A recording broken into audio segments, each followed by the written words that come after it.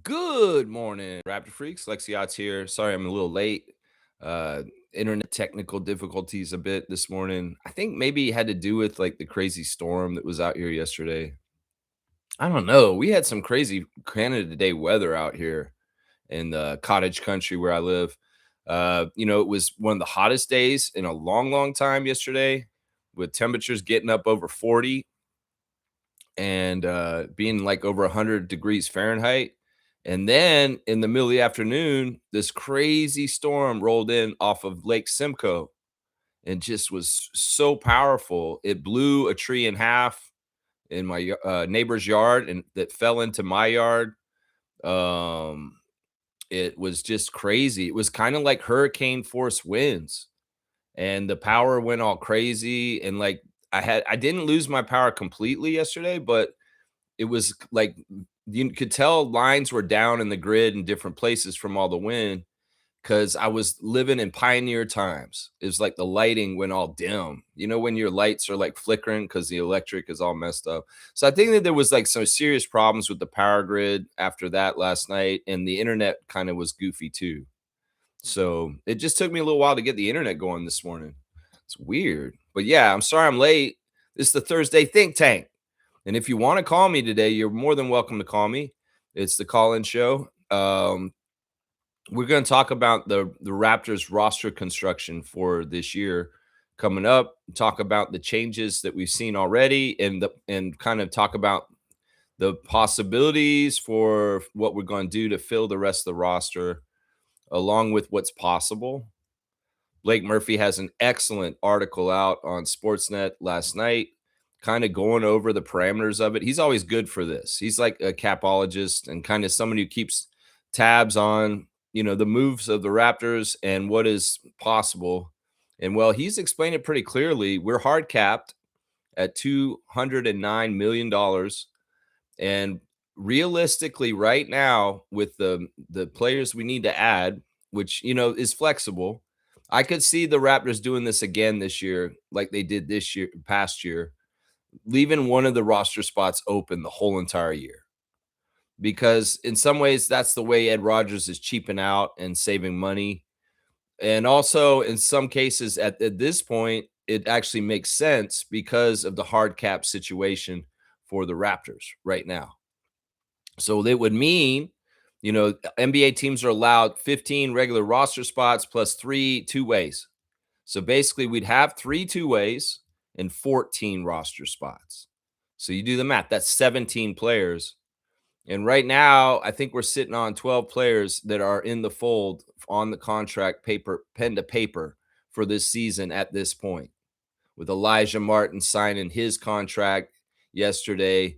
We got that we could do a sneaky thing to get even more money by not signing Jaden Bradley to a two-way, but putting him on the second round minimum, because that's actually less.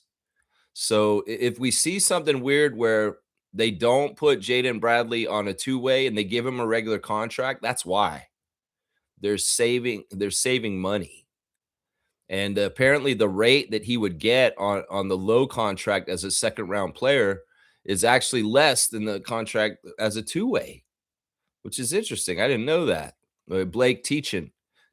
I'm a student. He is a teacher.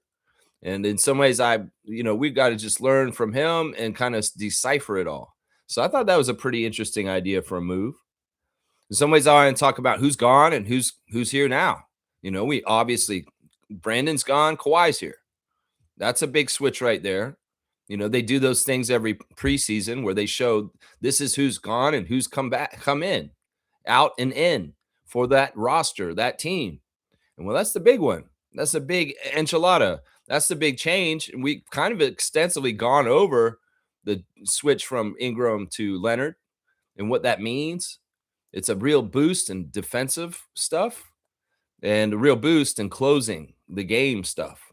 And just in some ways, some swagger and just confidence too. Seriously. We could talk about Grady. Grady's kind of getting replaced by, I guess, I don't know, Bradley. Bradley's kind of coming in. I don't know. Maybe there's still free agency signing that we get that's somebody who can be kind of like a shooter on our team. We're going to have to get men's. I think everybody who's talking about the rest of how we fill out this roster with some grandiose schemes of getting any name that they just see that's out there and available. You're crazy. Just shut up. We are capped. And in some ways, our flexibility to offer stuff to lure people is not there. It's not there. It's really going to be kind of like, yeah, Garrett, will you come back for this? Hey, there's somebody over there that's like, we like him. Nobody's really paying attention to him. Let's give him the very minimum and give him a chance here in Toronto. Don't expect some big names coming in at this point. And honestly, don't expect any huge trades. Although Blake did say that Bobby could do another trade before the 6th of July and fix a lot of this cap situation by moving some other piece. Now, he did say it's not likely he would trade any of the starters. So everybody getting your hopes up about moving the particular players that everybody's always talking about moving. It's not likely he'd do that. The other thing about it is people are talking about, well, can we change Yak? Yak is the weak link. This is crazy and stupid because even trying to move Yak, we're not going to get something better for him in return. So we need to kill the Jakob Poeltl trade talk because there's nothing better out there as an option for that position. Even if we're paying him too much, in your opinion, we've got to move off from this because there's no better options out there, guys. There's no better options out there. And you can say, oh, we should trade him to get this guy and it would be better. No, telling you right now, there's no better options out there. Just get used to the idea that Poeltl's going to be on our team again this year because it's fantastic. Honestly, it's a good thing. It's not a bad thing. And yeah, talking about RJ, talking about Emmanuel, don't expect these guys to get flipped and figured out. In some ways, there's a whole other kit and caboodle of complicated that you add into it. He said it's more likely if they're going to try and fit things under the hard cap in a better way, that it'll be secondary players that get traded and they're trying to shed some salary that way. But as it stands, depending on Kawhi's trade kicker, which Brandon did not take when he got traded here from New Orleans, but Kawhi could. Blake explains that the money is owed to him by the Clippers because they would have to pay him the $7 million trade kicker, but we would still have it added to our cap total, which is kind of annoying. Now, Kawhi can be like, you know what? I got all the money. I don't need it. I'm not worried about this trade kicker. And then it doesn't matter. So it's interesting stuff. In some ways, I've been consulting with Logical Raptors Fanatic this week and talking to him about how he sees the cap and stuff, because we know he is our resident kind of numbers guy and salary cap expert in our Raptor Freak family. And, we figured out along with reading Blake's article that, they have around 5 to 6 million to spend, like that less. We thought it was like 10. But they really don't have a whole lot. And they got to spend that 5 to 6 million on like 3 players at least. So yeah, it's tough. Now people have brought up the exceptions, and Blake explains this very masterfully in his article. Go check it out on Sportsnet. We got an exception from the Abaji trade last year. Mid-level exception is available to us also. But the problem is that you can't fit these exceptions in underneath the hard cap. They still count to it. Hard cap is different than like, hey, this is a number. If you spend over it, you're paying tax. The hard cap is a hard rule, meaning the Raptors cannot spend over 209 million. That means there's no exceptions for it. It's like the exception has to be wedged inside of that hard cap for it to be utilized. So yeah, it's like, they're in a tight spot, but I would say this, they're pretty much set up. If they can get a quality big man or some sort of a third center big man for the minimum just to add at the end, that would be great insurance. But otherwise, we may be looking at a year where Jakob's our only true center once again, and we're doing backup work for him through CMB and people like that as a small ball 5. So But yeah, we got to figure out how we're going to fill out this roster. I don't think Kyle Lowry's realistic. I don't think Kyle Lowry's realistic. A lot of people talking about Kyle Lowry. You know, Danny Green put out a Inside the Green Room podcast after the Kawhi trade. And in some ways, I got some beefs with Danny. But he said, you know, that he even thought about coming back when he saw Kawhi coming to Toronto. But he's already put his papers in, as he said. You know, these NBA players file retirement papers, and they you have to go through a whole other process just to come back after you've already done the retirement papers in the process. And in some ways, it's a hassle. So Danny Green's like, man, I already gave my papers. There's no way I can come back. You know, he did speculate on Mark and Serge a little bit. He said, yeah, Serge could probably still play. He's in great shape right now, but Marc Gasol is not coming back, y'all. There's no way he's coming back.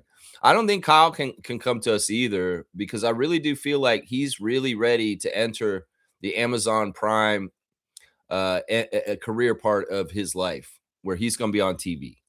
That he's going to be on TV. They're already expecting him. They have all kinds of designs and plans for him to be on TV and be a television personality covering the NBA.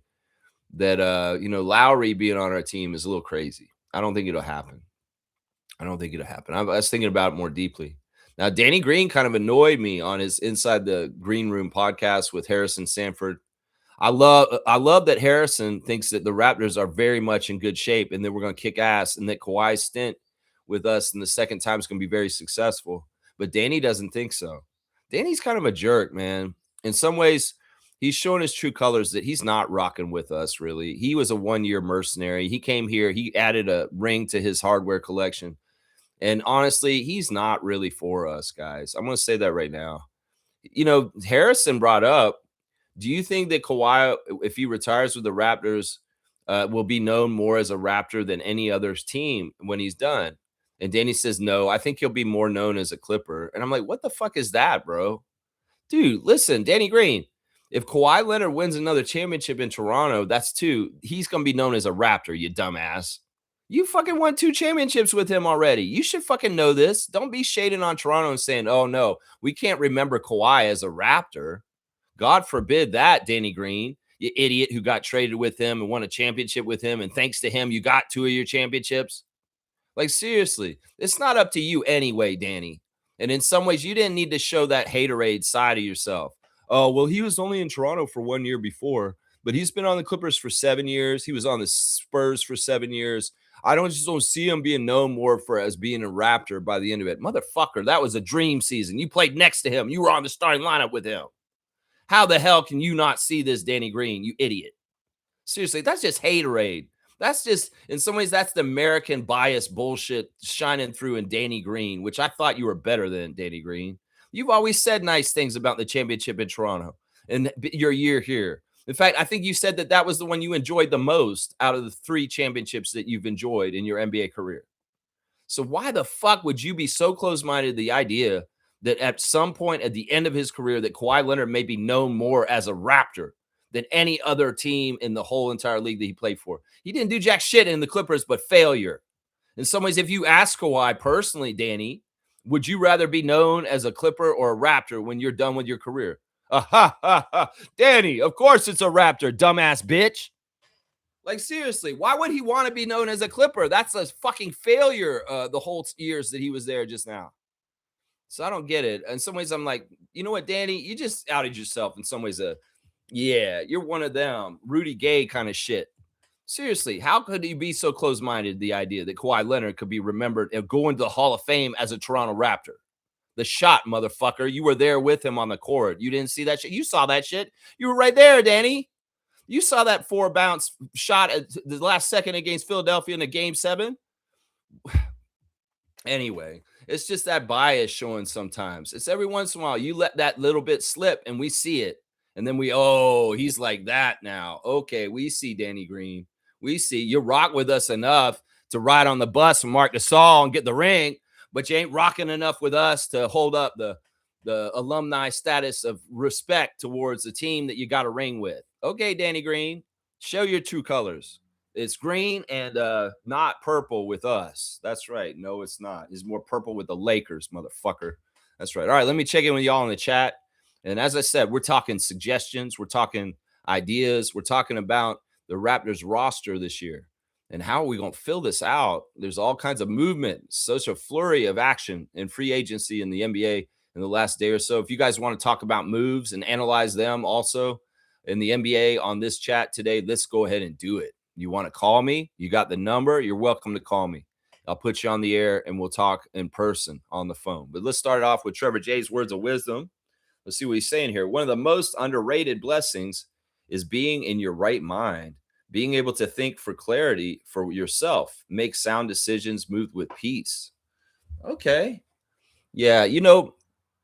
Oh man, it's like there's so many forces out there trying to confuse and lie and manipulate and change reality. It's really you got to like hold fast to what you've been taught, especially generations like my age, because we are living through a crazy rapid advancement in technology. The internet came about in my lifetime. Cell phones came a lot around in my lifetime, and now we're getting into AI and this kind of shit coming into our lifetime. When us older folk, us folk that are born before 2000, we need to hold fast to what we learned before because this world's going to be rapidly changing, and there are going to be people that are going to try and pervert reality. They're going to try and make reality what they want that sees fit to their goals and what they want.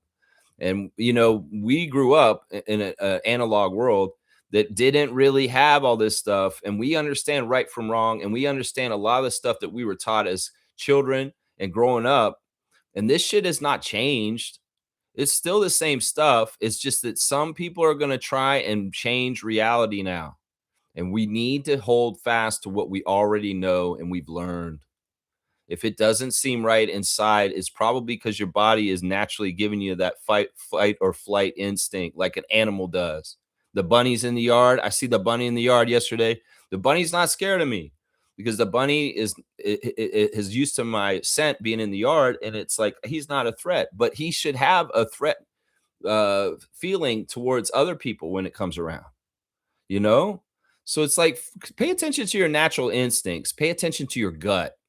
Pay attention to that along with critical thinking and suss out anything that isn't exactly right going forward.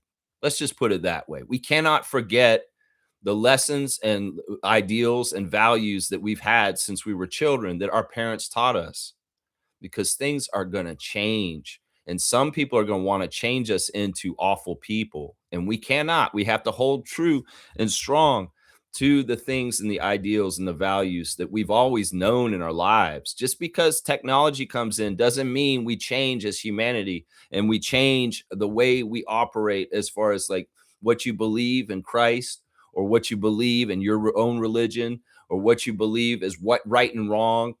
It doesn't change just because technology changes. And don't let them pervert reality and don't let them change and alter perception in ugly ways. Blessings to the Jones family, all the Raptor Freak families. This is seriously part of the fight of the next 10 years. And we all need to be vigilant and we all need to listen to our gut and we all need to use critical thinking. That's right. That's right. Trevor's saying today is a WNBA All-Star announcement at 1 p.m. Yeah, Marina's not going to be in the starters. In some ways that's fine because in some ways we're Toronto and we just showed up and the voting has not been good for the tempo players. Canada has not caught on to vote for our WNBA team yet.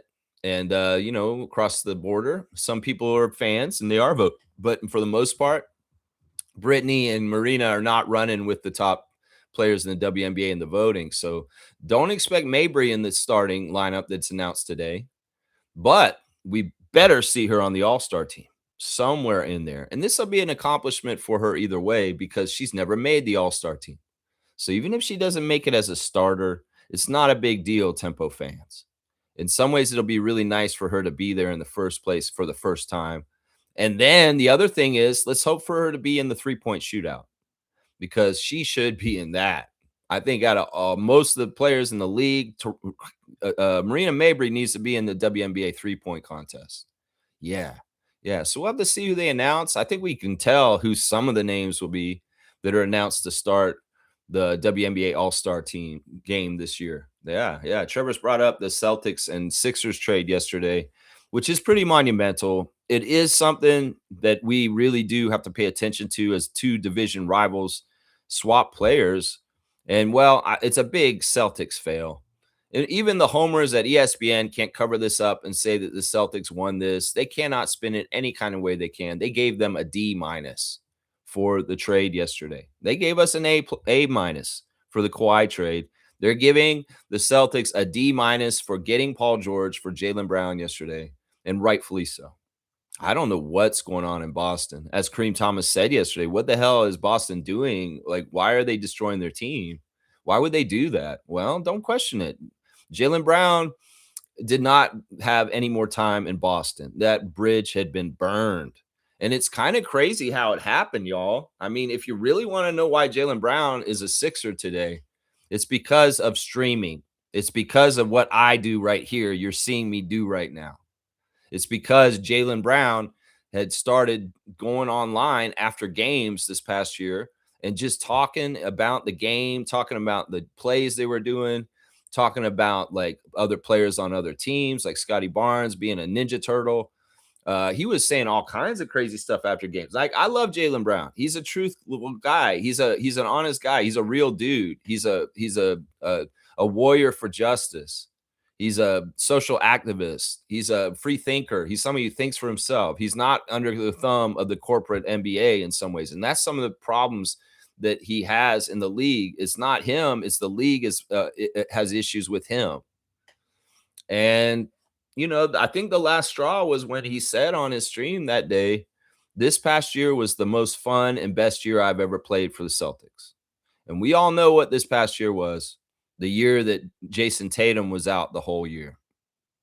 Nah, I think that his outspokenness and his honesty and him being real made it so that he couldn't be around the fake of the Celtics any longer.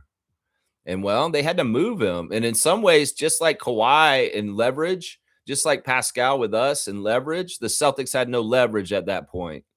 And the Sixers could fleece them by sending where's Waldo Paul George to Boston. Really, he's just a salary matcher. And then the amount of picks too. Wow. The picks that are involved in this deal too. Yeah, it's interesting for the Sixers. You got some players I very much respect together, Maxey and Brown now. Embiid's still going to get in the way of them doing anything good. But man, the Celtics are crashing. They have lost Vucevic to go back to Orlando now, so they don't have a center. They have lost Brown, and they've replaced him with Paul George. Now, would you rather have Jason Tatum and Paul George on your team? Yeah, that's what I'm saying. So the Celtics are going to be looking, I don't see them being better than they did without Jason Tatum last year. Last year was a crazy season, how well the Boston Celtics did without Tatum. Well, now they're going to have to see how well they do without Brown. And honestly, they'll probably have to see how they do without George too, if we're being honest. But yeah, it's an interesting move. In some ways, I'm happy for Jaylen Brown. Nick Nurse has got an interesting team to coach next year. In some ways, I may be shifting my focus from worrying about the Celtics to worrying about the Sixers because Jaylen Brown is like that. He's like that. So this is an interesting move. It's definitely a shakeup in the Atlantic Division. And well, the Celtics are worse now at this point. And the Celtics, I would believe if I was a Celtics fan, I'd be like, what are we doing? What are we doing? This is crazy. Why did we do this? If I was, but otherwise I'm not. Trevor's brought up another team that's kind of going crazy this offseason and really making poor decisions. And that is the last year's Eastern Conference leading Detroit Pistons. Yeah, he said, what is Detroit doing out there is what Trevor just wrote. Yeah, Tobias Harris has been snatched up by the San Antonio Spurs as of yesterday. Tobias Harris is a great add-on to Victor's team. In some ways, they had a needs list, and Tobias, in some ways, fills it in some ways. So it's pretty good. Now, the Pistons have had all kinds of different players leaving, and they have new players coming in, and I'll tell you, I'm not impressed with who they're bringing in. I heard that they brought in John Collins. Who would you rather have, Tobias Harris or John Collins? Who would you rather have, Jimmy Butler? To me personally, I'd rather have Tobias Harris because Tobias Harris is a more dependable player on the down low. He's underrated. And John Collins is overrated. John Collins ain't done jack shit in his career to make me think he's worthwhile in any kind of way. So I'm expecting the Pistons to fall down too. There's certain Eastern teams that are not going to be as good as they were last year. Some teams are going to bounce back, like possibly the Pacers. The Hornets will be interesting to see how they do without LaMelo and Miles Bridges now, with that cleared out. And of course, we are rising up from where we were to even to the top 3 at least of the East. We'll be in the top 3, if not the top 2 or the top team. Yeah, that's what I'll predict there. But the Celtics are going down. The Pistons are going down. The Bucks are going down, and they were already down. There's a lot of teams that are, I don't know. We'll have to see what happens with Cleveland. Cleveland could be interesting. It's very interesting, some of the stuff that's going on in free agency. A flurry of movement and all kinds of names going every which way right now. Yeah. Trevor's saying Kendrick Perkins said Paul George, he has not been consistently good since when I was skinny. And Kendrick Perkins has been a big man for a long time now. No, some people say the last time Paul George had a good season was in Oklahoma City. That's what people say. And that was when we won the championship in 2019. That's how long ago, man. This dude has not been good since then, man. He's been stealing money from the NBA is what he's been doing.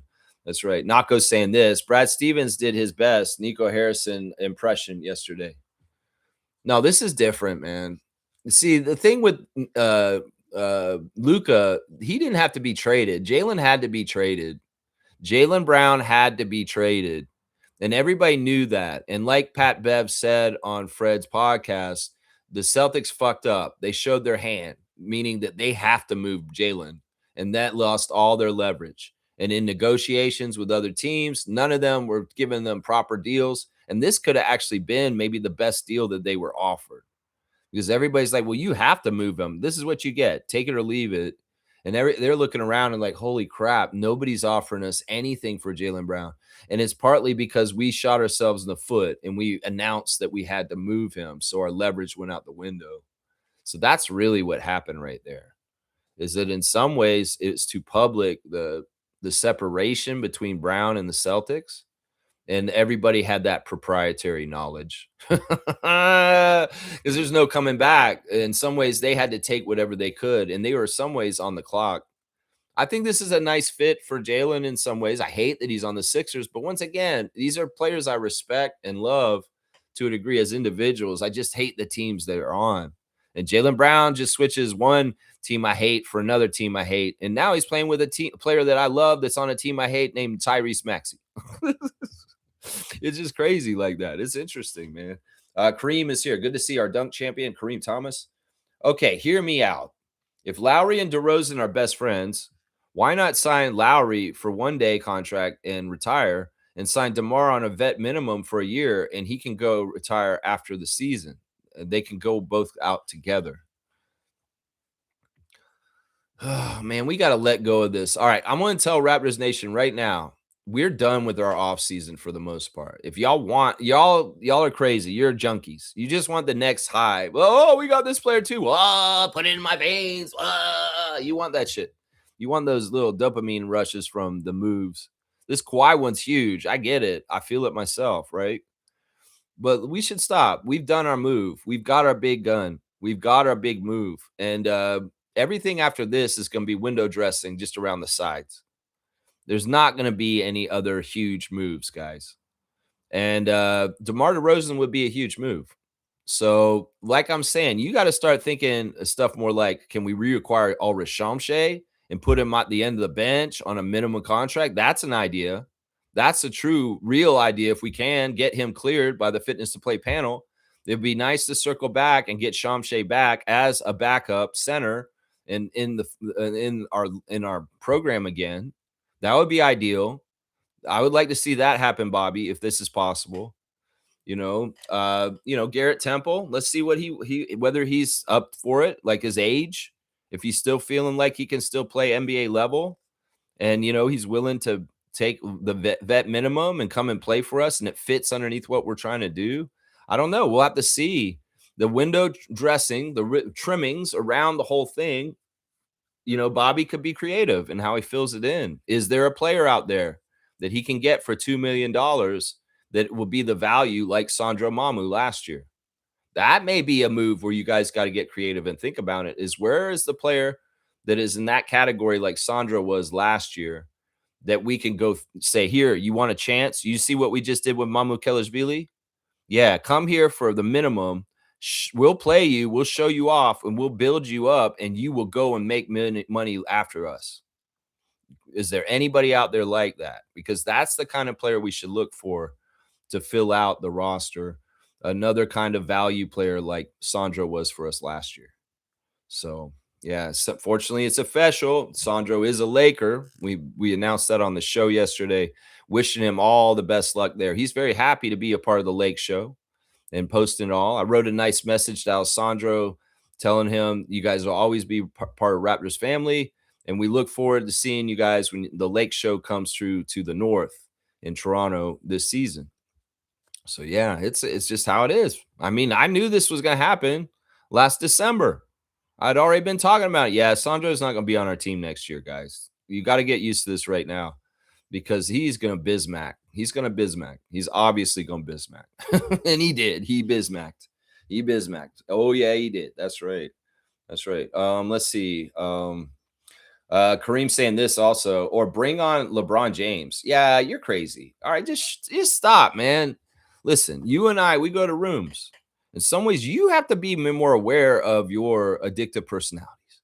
And maybe you're just addicted right now, Kareem, to the rush of the move. And you got to recognize that in yourself, this addictive personality that can get you in trouble like times in the past. I know this is true for myself. You got to be able to catch yourself when you're getting in that mindset and understand to work your program. So you're addicted to deals. So just stop. You need to go read the big book. That's what I say right there, Kareem, man. But no LeBron. That doesn't make any freaking sense. And LeBron's going to fall wherever LeBron's going to fall. Is it going to add to a championship? We're hearing he'll take a vet minimum and he just wants to be on a very good team to really ring chase. I mean, we'll have to see what happens. I think he should go back to Cleveland, and that storyline is the right one. Even though I hate the whole idea of LeBron in Cleveland from before, I still feel like this is the way to do it. That, the Cleveland fans, and he's a hometown hero there. And honestly, I want a chance to rematch with Cleveland Cavaliers in the playoffs this year. And boy, would it be sweet to have LeBron on there and kick their ass and sweep their asses out and do a whole turnaround boomerang storyline from LeBronto years ago to the fact is like, yeah, Cleveland versus Toronto now. And LeBron is back, but guess who's back also? Leonard. I want that matchup. Oh, yeah, I want that smoke. I'm calling for that smoke. So, LeBron, go to Cleveland. That's where I want you to go. Go to Cleveland, and we want that rematch. Yeah, this time we got Scotty and Kawhi, and you don't try that LeBronto shit against the team we got this year. No, you don't. That's what I want personally. I don't want James here because I want to beat James. I don't want him here. I want to beat him. That's what I'm saying right there.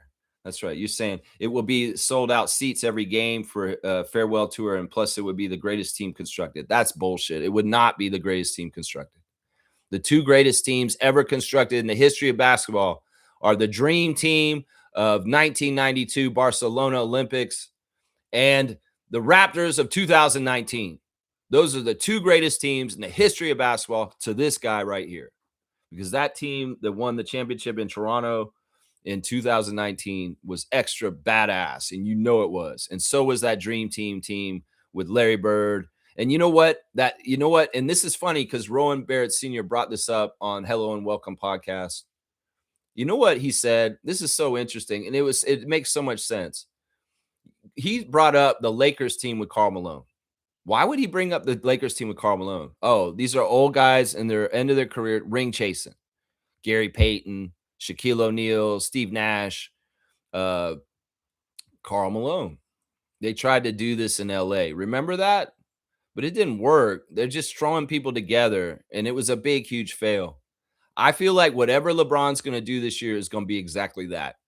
He's going to show up, and this shit is going to be Karl Malone's Lakers wherever the fuck he goes. I'm telling you, Kareem, that's what I think is going to happen.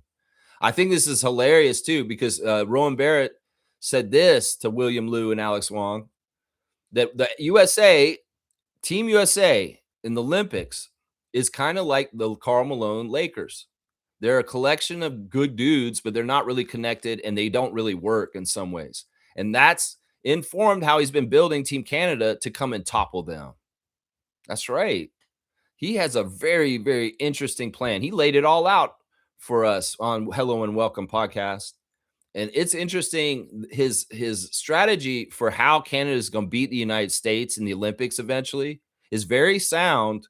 And I believe it's going to happen because in some ways, Rowan Barrett Sr. understands the kryptonite for USA super teams and what can happen. And he used the example of that Laker team with Karl Malone, that in some ways the USA is close to being like that team every single time because they just bring in random dudes who don't work together for years and they just throw them together. And the audacity of that and the arrogance of that we're just so good, we're just going to have no team continuity. We're just going to throw the batch of them together every single cycle and it's going to change every time.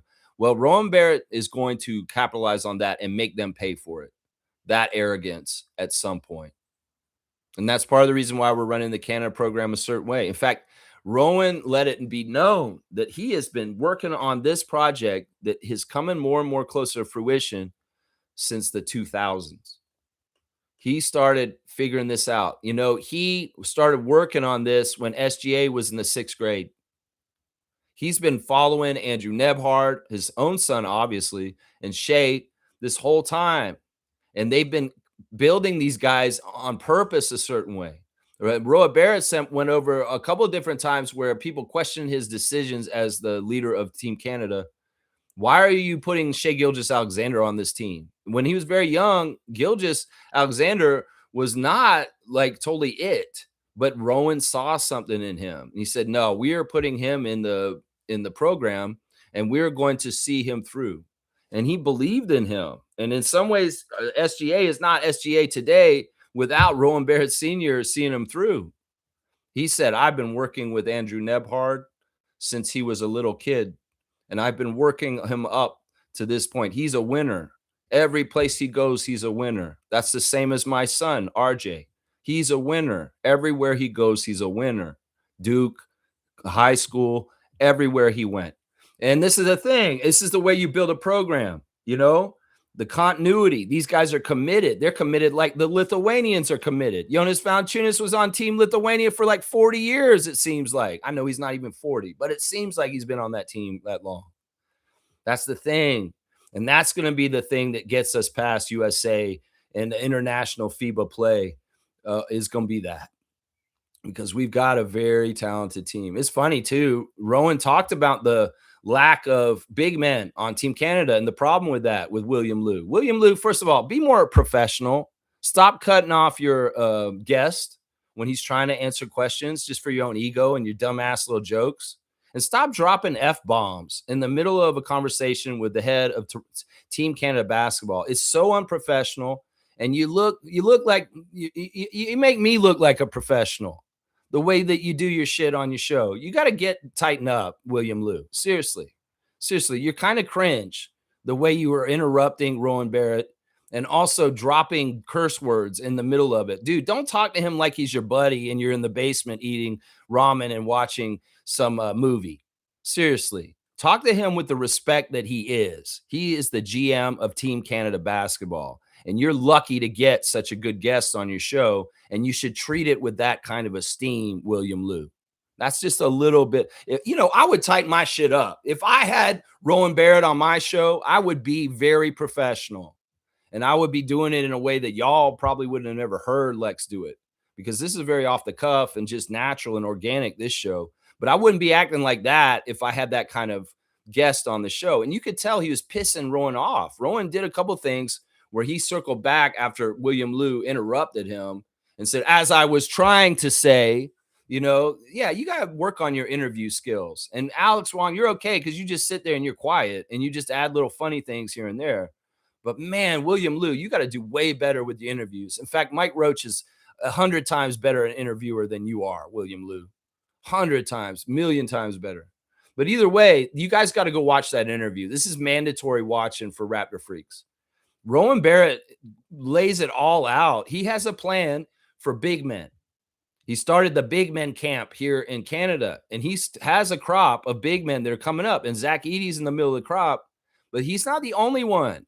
There's other Canadian bigs that are coming up the pipelines, and his vision is in the next 10 years, we're going to have a variety of choice between bigs. It may not be at the high quality standard of the guards that we have. And William Liu is right when he told Rowan that he feels like Canada has the best selection of guards in the whole world, including the United States. That's true. We got SGA, we got Dylan, we got Andrew. Yeah. We got RJ. Yeah. We got the best guards in the world for international play. But he's got a plan with big men coming down the pipeline. And that in his vision, we're going to have that position filled real nice. We're going to have the passing of the guard where we got Kelly Olynyk, Dwight Powell, Kem Birch, and those guys kind of going off in the sunset. And people like Zach Edey, Charles Bediako, and some of the other youngsters coming up, stepping into that spot. So, yeah, I love what Rowan Barrett said in that interview with Hello and Welcome. We're in very good hands, and the Team Canada senior men's team is going to be doing some major things soon because the plan is sound. The coach is sound. Coach Herbert, the team is sound, and they're what they want to do is sound. So, yeah, it's exciting, man. Definitely check out that Hello and Welcome. It's really good, and it's not good because of William Liu because he's kind of cringe. It's good because Rowan Barrett has a forum to really explain things. And he talks about RJ. He talks about RJ on the team. He talks about the hate or the trade talk. He talks about all that. And he says, look, my son knows this is just part of the job. In fact, I think he said this on an interview once. And it's like, look, this is another way that RJ can show everybody how tough he is. That y'all say all that mess that you say out there, he's mentally tough and none of it bothers him. He's going to go do what he does anyway because he can control what he can control. And that's what he does on the court. And all the mess and all the bullshit everybody talks about, the disrespect towards RJ, it doesn't matter because he is in his own world and he's keeping his focus on the right things. And as his dad said, this is another way that my son shows he's tough, is that he can go through all this bullshit and unnecessary chatter and disrespect towards a Canadian hero, a Canadian champion and hero, somebody that we need to win a Raptors championship with, somebody we need to win a Canadian gold medal with. And when he gets these things, time will tell. This man will be up there with Terry Fox and a lot of great icons in Canadian history. Oh, yeah, he will be. Rowan Barrett Jr. Oh, yeah, he will be. Yeah. Let's keep going in the chat. Let's see what y'all are saying here, too. That's right. Kareem Thomas is saying, if the Celtics get a number 1 pick next year's draft, I'm never watching the NBA again. Okay, I'm kidding, but still. Well, the new draft system is different. I don't know if it depends on how they do. If they're really bad this year, maybe they will get the first pick. But I don't see it otherwise unless there's a manipulation with the lottery. Although, Kareem, they have agreed to publicly show the ping pong balls coming out of the machine so that we can see the lottery being drawn with our own 2 eyes, and it doesn't happen behind closed doors. So next year, when they do the ping pong balls, we'll be able to watch it on TV. They did agree to do that going forward. So this will help with not thinking that there's any funny stuff, right? If we actually get to see them draw the lottery balls, right? Nakos brought this up. Point guard, IQ, shooting guard, RJ, small forward, Kawhi, power forward, Scotty, and center, Yak, bench, Colin, Jacoby, Shed, Graves, hoping Nathan Biddle can be something. Don't depend on anything from the summer league, although it would be pleasantly nice if there's a big that shows up in Vegas and they can be added and they are actually worthwhile and useful on the Raptors 4 big depth. That would be great, but I'm not holding my breath on this. What is the track record of this being the pipeline for how we get people? I mean, Brandon Carlson might have been the closest one in recent years, but we didn't value him enough to hold on to him, and he went to the Thunder. So I don't know. I mean, in some ways, I look at Biddle as being maybe not even up to Carlson's level as far as things, Gerald. I don't know. We'll have to see. I should just give him a chance, and when we see him in Vegas, it'll be easier to assess. And that'll be a week from tomorrow, guys. This summer league is coming quick. So it's on the 10th. we'll see a bit will take the court in a Raptors jersey. So we'll have to see. Yeah, this bench is looking good. We could talk about, we switched out Mamu's gone to the Lakers, and now we have Graves. So in some ways, Graves is the replacement for Mamu and his minutes and his role in the rotation. I think that he won't be that far off from him, honestly. Graves is a good 3-point shot, so he could probably be exactly kind of the same amount of threes as Sandro. He's a hustle player, and we know that Sandro would like run and get all over the place and get after stuff. Well, that's Allen Graves. And I'll bet Allen's pretty good at running the floor with everybody, just like Mamu was. He may not be as good a finisher as Sandro was in traffic and on transition, but we'll have to see. I mean, we'll have to see. There's going to be different pluses and minuses with Allen Graves than Sandro Mamu. But in a lot of ways, you could say Allen Graves is in Mamu's spot in the rotation and the time that he play on the court and things like that. And I think he's not going to be exactly the same kind of backup big, but he's going to be in that kind of spot. I'm pretty sure. So we should speculate that. Of course, we found out about Mobo going to Sacramento yesterday. And, I'm happy for him. The more I think about this, it's actually really good because now he can distinguish himself away from Scotty. In some ways, he can kill some of the narratives out there that's like, oh, he's only in the league because of his friend. It's a great new opportunity, kind of like for Grady out in LA for the Clippers. Jonathan is in a situation where a team has some upheaval and there's a lot of answers being searched for. And in some ways, Mobo may be able to be part of the answer. I mean, you could look at Achua last year and how he was left on the free agency market right up until almost the end. And Sacramento just added him right at the end. I was so sad for Precious, is it took so long for him to find a team. But boy, did he have a great year as a starter for the Kings. And he got rewarded with this contract just recently that the Kings have reinvested in him. So there's opportunity in Sacramento for Jonathan to get to new levels of playing time and role on a team because this team is in a different place than the Raptors. And he could possibly do some things to move up in the stature in the NBA.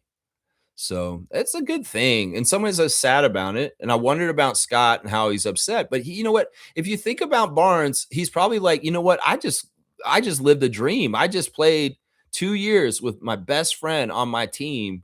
And we got to fulfill that dream. And now, in some ways, part of the fun is, well, now I get to play against him. Now, when we see Sacramento, it'll be like, hey, J-Mo, let's go. Let's go, Jay Nathan. Come on now. Let's play. Let's play. And we'll talk some smack just like we did in the driveway when we were kids. So it's an interesting situation because in some ways it's sad. And some people will say, whoa, that's Scotty's dude. How could we get rid of him? But also at the same time, it's kind of like, man, he got to have that time with him. And, how many people get to play with their best friend in the NBA like that on their team with them? It doesn't happen a whole lot. Isaiah Thomas, Mark Aguirre, sure. It doesn't happen a whole lot like that. First of all, they ought to both be good enough to be in the NBA, right? It's tough, man. It's tough to get there. Yeah, our bench is interesting. We're very guard heavy. It's definitely going to be some summer league and training camp battles between these guards we got. Shed's good. Shed's bona fide. But it's that next little tier, Elijah, Chucky, and Jaden. They're going to be very interesting to see how they battle with each other at that position. And who's going to be doing what? 905 will be interesting this year for sure. For sure. Yeah, let's see. Nakos brought this up. I was at work last night, and Marina Mabry's mom called in. She was a little disappointed we couldn't get Marina in time for practice. You were at work last night, and Marina Mabry's mom called your work? She was a little disappointed we couldn't get Marina in time for practice. What do you mean? Like, you mean from the last game? Because she didn't play the last second against Phoenix on Saturday? I'm not totally sure what you mean, Nako, there. Marina Mabry's mom called you at work? What is this? What is this? This is crazy. You got to elaborate this story. Maybe you should call me and tell me the story on the phone. Call me on the phone, Nako, if you can, because I want you to tell me this story in your own words, because I think that would be pure entertainment. And, do it the way you would do it. Just give me you can make it weird. Just make it weird. Call me. Tell me what's up, because I don't understand what you're saying here. Excuse me. James is saying this: Marvin Bagley signed with the Nuggets. Now it's just Drummond left. He's not the only one left, James. There's lots of guys out there. It's just we got to be creative. The guy we could get, he may be a Serbian guy that's never been in the league. And like Darko knows him. Oh, I know this guy. Yeah, he's from Serbia. He's very good. Yeah, he'll fit in nice. I know him already. I talked to him. Yeah, we get him real cheap, Bobby. Yeah, he's 7 foot. He's 7 foot. You know, we could do this other ways. We don't have to go get a known old vet like Penguin Man Andre Drummond. We can do this in other ways. It's not like the Raptors don't go global. It's not like we don't unearth gems.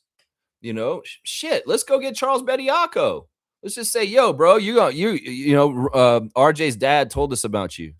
Yeah, yeah.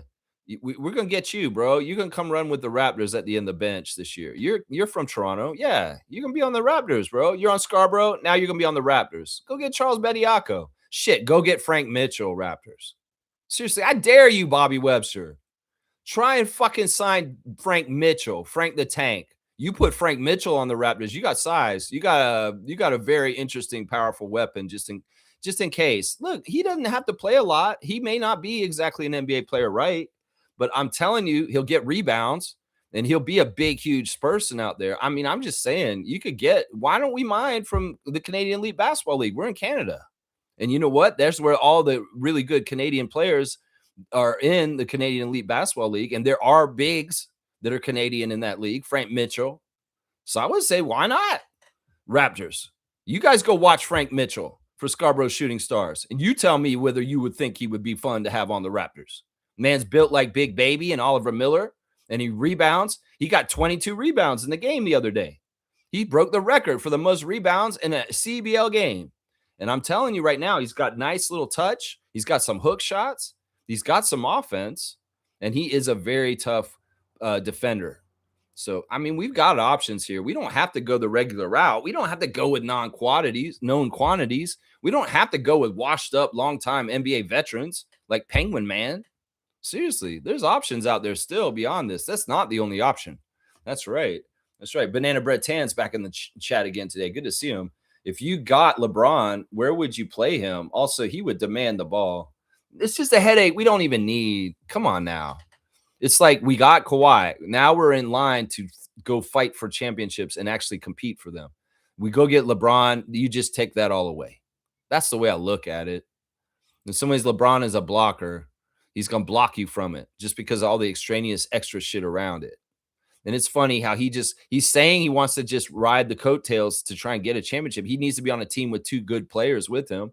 But also at the same time, like Banana Bread Tans just said here, oh, he's going to demand the ball and be like this and this too. It's like, what is this?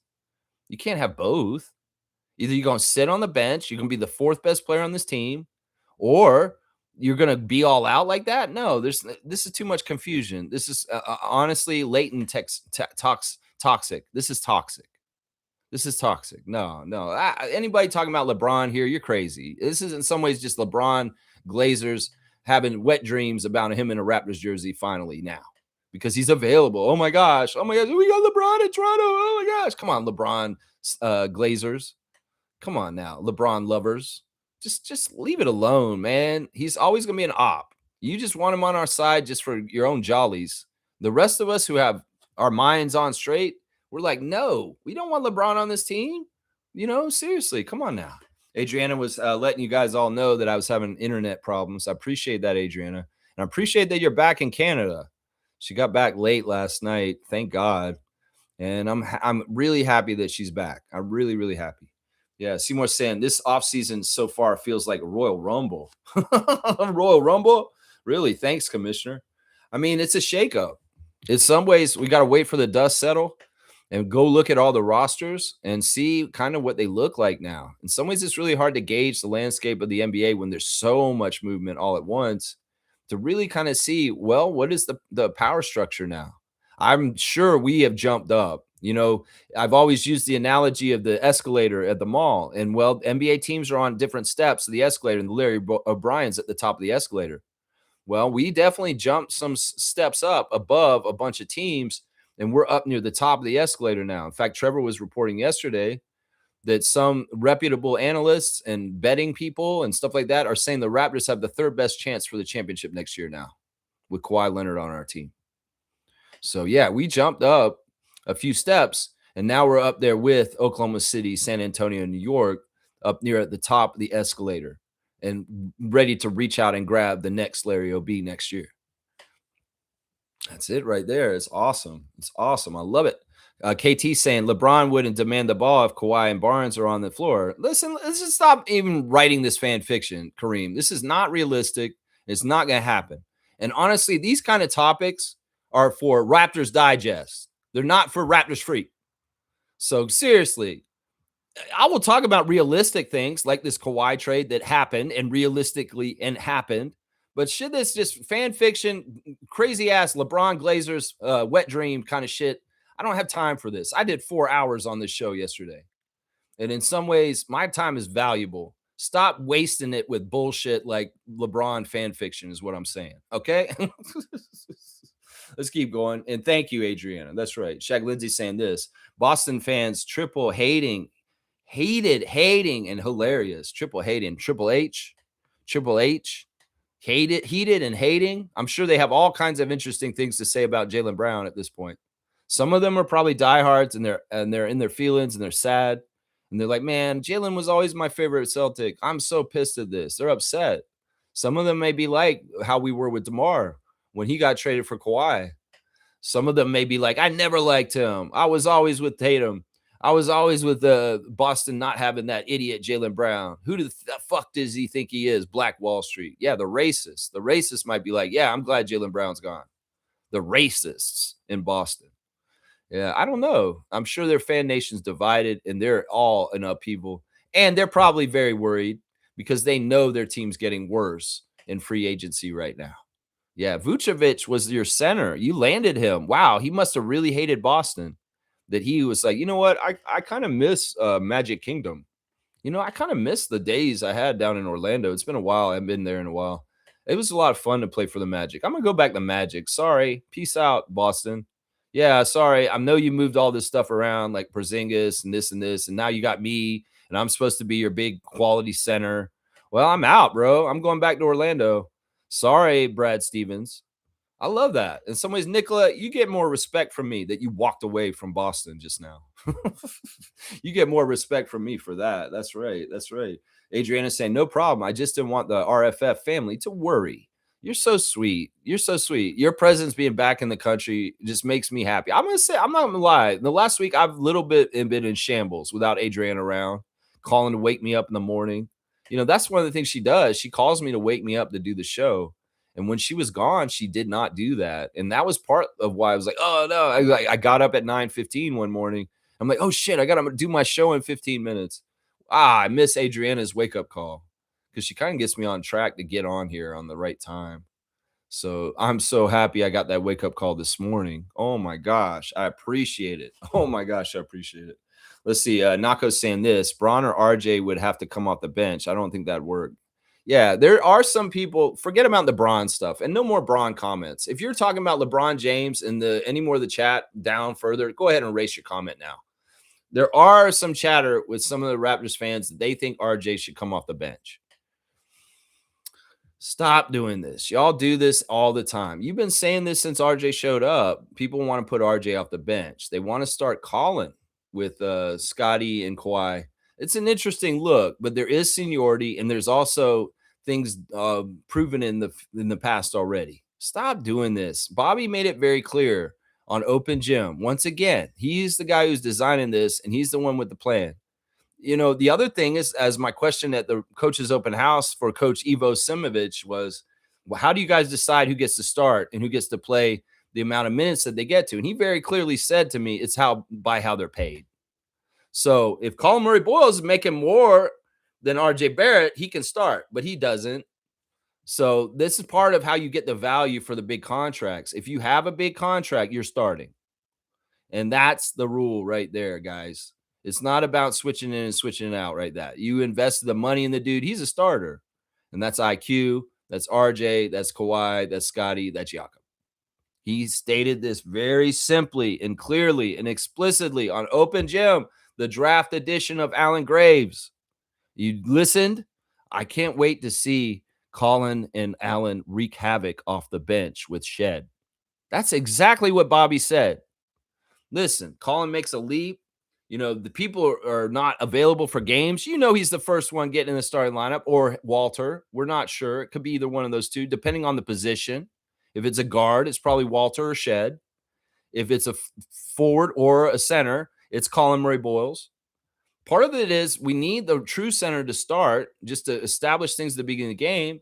But if we run a small ball 5 center parts of the game with Colin as the backup center, that's part of what could happen too, guys, is we don't get another center. Jakob is the only true center, and Colin's playing backup center as small ball center. And he can do that with our team the way it is with Kawhi being here. Because if you think about it, we got plus defenders in all kinds of different places, plus Scotty and Colin and Kawhi on the court at the same time really is a true 3 forwards that can handle things up front. Trust me. You don't think Kawhi at small forward, Colin at power forward, and Scotty playing small ball center can be a fine defensive unit for us as the backup unit? Yeah, they can do that. And you could probably sub one of those guys out for Graves too, and we'd be fine. Yeah. So, that's the way I'm looking at it right now with the depth chart, is that right now, in a lot of ways, Colin Murray-Boyles is the backup center, guys. In a lot of ways, that's who he is. And if somebody's out, well, Colin's probably starting then. He's starting then. But yeah, people are saying RJ shouldn't start. You're crazy. You are crazy. He was our leading scorer the last 2 years on our team. Well, he wasn't last year because Brandon was, but the year before he was, and he has been one of the leading scorers. And in some ways, we need that scoring. We need that scoring in the starting lineup. Plus, the other thing is RJ's going to be, this is one of the topics I want to talk about today, was the Kawhi effect on certain individual players. Kawhi's effect on RJ's game for next year is going to be very noticeable. Y'all are going to see something different with him being on the floor with him than you did with him with Brandon. And in some ways, some of RJ's weaknesses will be covered up way better. And also, on his offensive strengths will be enhanced. You're going to see some stuff with RJ. You're going to be like, whoa, wow, actually he is leveling up. And I can tell. That's the thing. Y'all think that he's hit his ceiling, but he has not hit his ceiling. RJ Barrett can get better. And you know what? Kawhi Leonard's the kind of player, if he's around him, will help him to get better. Seriously. I'm telling you right now. That's it right there. Seymour saying Marvin Bagley joins the Nuggets 1-year deal. Yeah, well, that's just how it is. That's the way it goes. That's right. Shaq Lindsay saying it. But I say, where's the brotherly love? Where's the brotherly love? Yeah, they're hating. I mean, Celtics, Sixers, that's a long-standing rivalry in NBA history, and there's a lot to it. It's not a very simple rivalry. Let's just put it that way. There's a lot of history there, going all the way back to Larry Bird and Dr. J. Oh, yeah, go even further back. You can go way back, Bill Russell and stuff like that with the Sixers. That's right, the Sixers. That's right. Let's see. Are we still putting Boston on top of the East? I am not. No, I'm not. I say that it's either us or the Knicks right now, the way it looks right now. It's either us or the defending champs. Seriously, those are the top 2 teams in the East right there.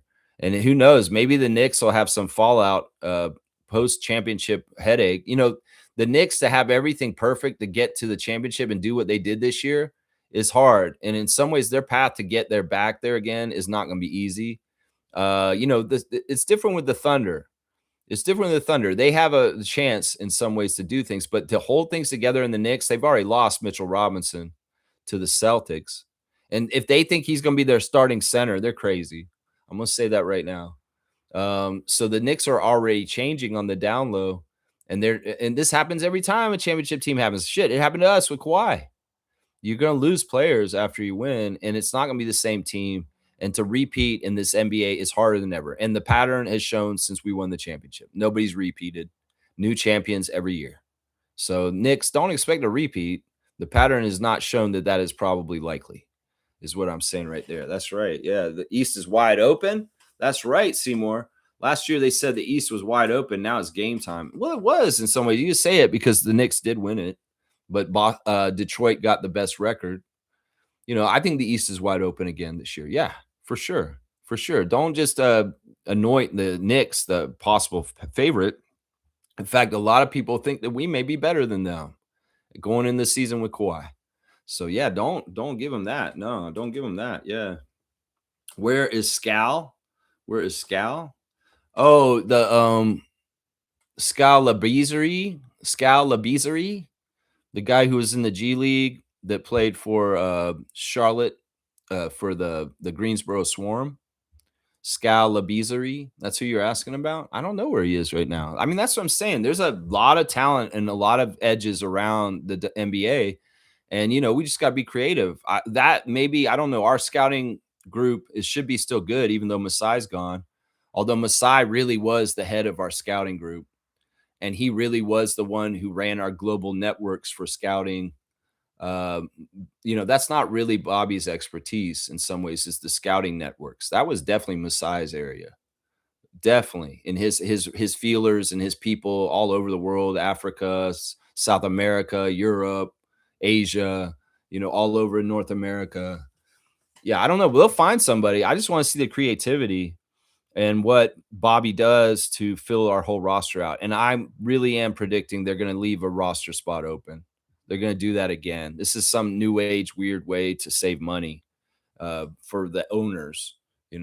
Let's see. Fiercey's here. Good morning, fam, and happy Thursday. Hoping Marina gets a spot on the All Stars. She won Player of the Week twice this season.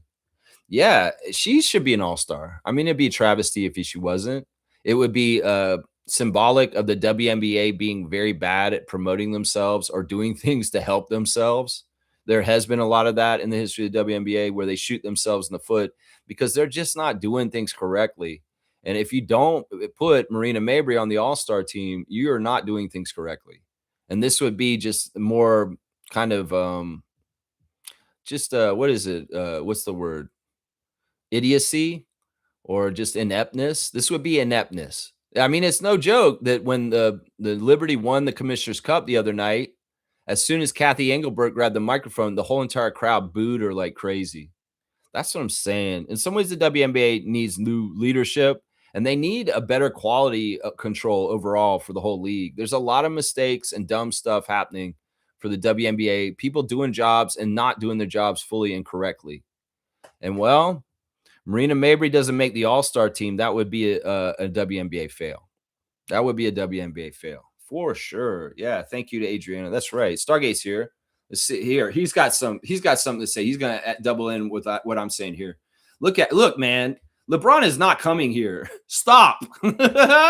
It's always, I can hear him saying this on Discord or on the phone with me. I can hear his voice saying this. Kawhi has been very adamant about not wanting to play on the same team as LeBron. He wants to create his own legacy independent of him. This is probably the number one reason why this is such a dumb idea, because it has been very much on record. Because that was part of the whole thing about his decision to go to the Clippers. He could have gone to the Lakers and been with LeBron when he left Toronto. But he wanted to not be with LeBron. And I think this still stays true. Because in some ways, look, he can look at the whole storyline with Kevin Durant.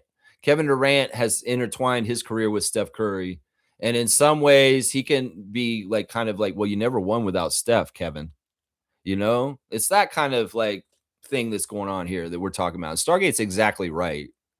That could be the most easiest thing to point to tell you why LeBron James to Toronto is just not realistic or going to happen. Right there. Mr. Greg is here. Good morning, everyone. Good morning, Mr. Greg. Hope you're having a fantastic Thursday morning so far. Man, it's been hot. Man, has it been hot. That's right. And Stargate saying, so please stop with that pie in the sky wish.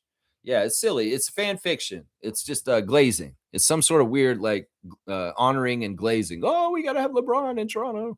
It's crazy. Fiercey saying, glad for Mamu. We definitely raised his stock. However, he was struggling in the playoffs. Will he be able to perform under pressure in LA? It's a tough market. I don't think he was struggling. Once again, you guys keep saying he was struggling in the playoffs. It's not that he was struggling. He was not used. This is probably very much because they understood. Like, look, when we signed Mamu last year, the whole idea was, yeah, he may exceed his contract and he may be too expensive for us at the end of the year.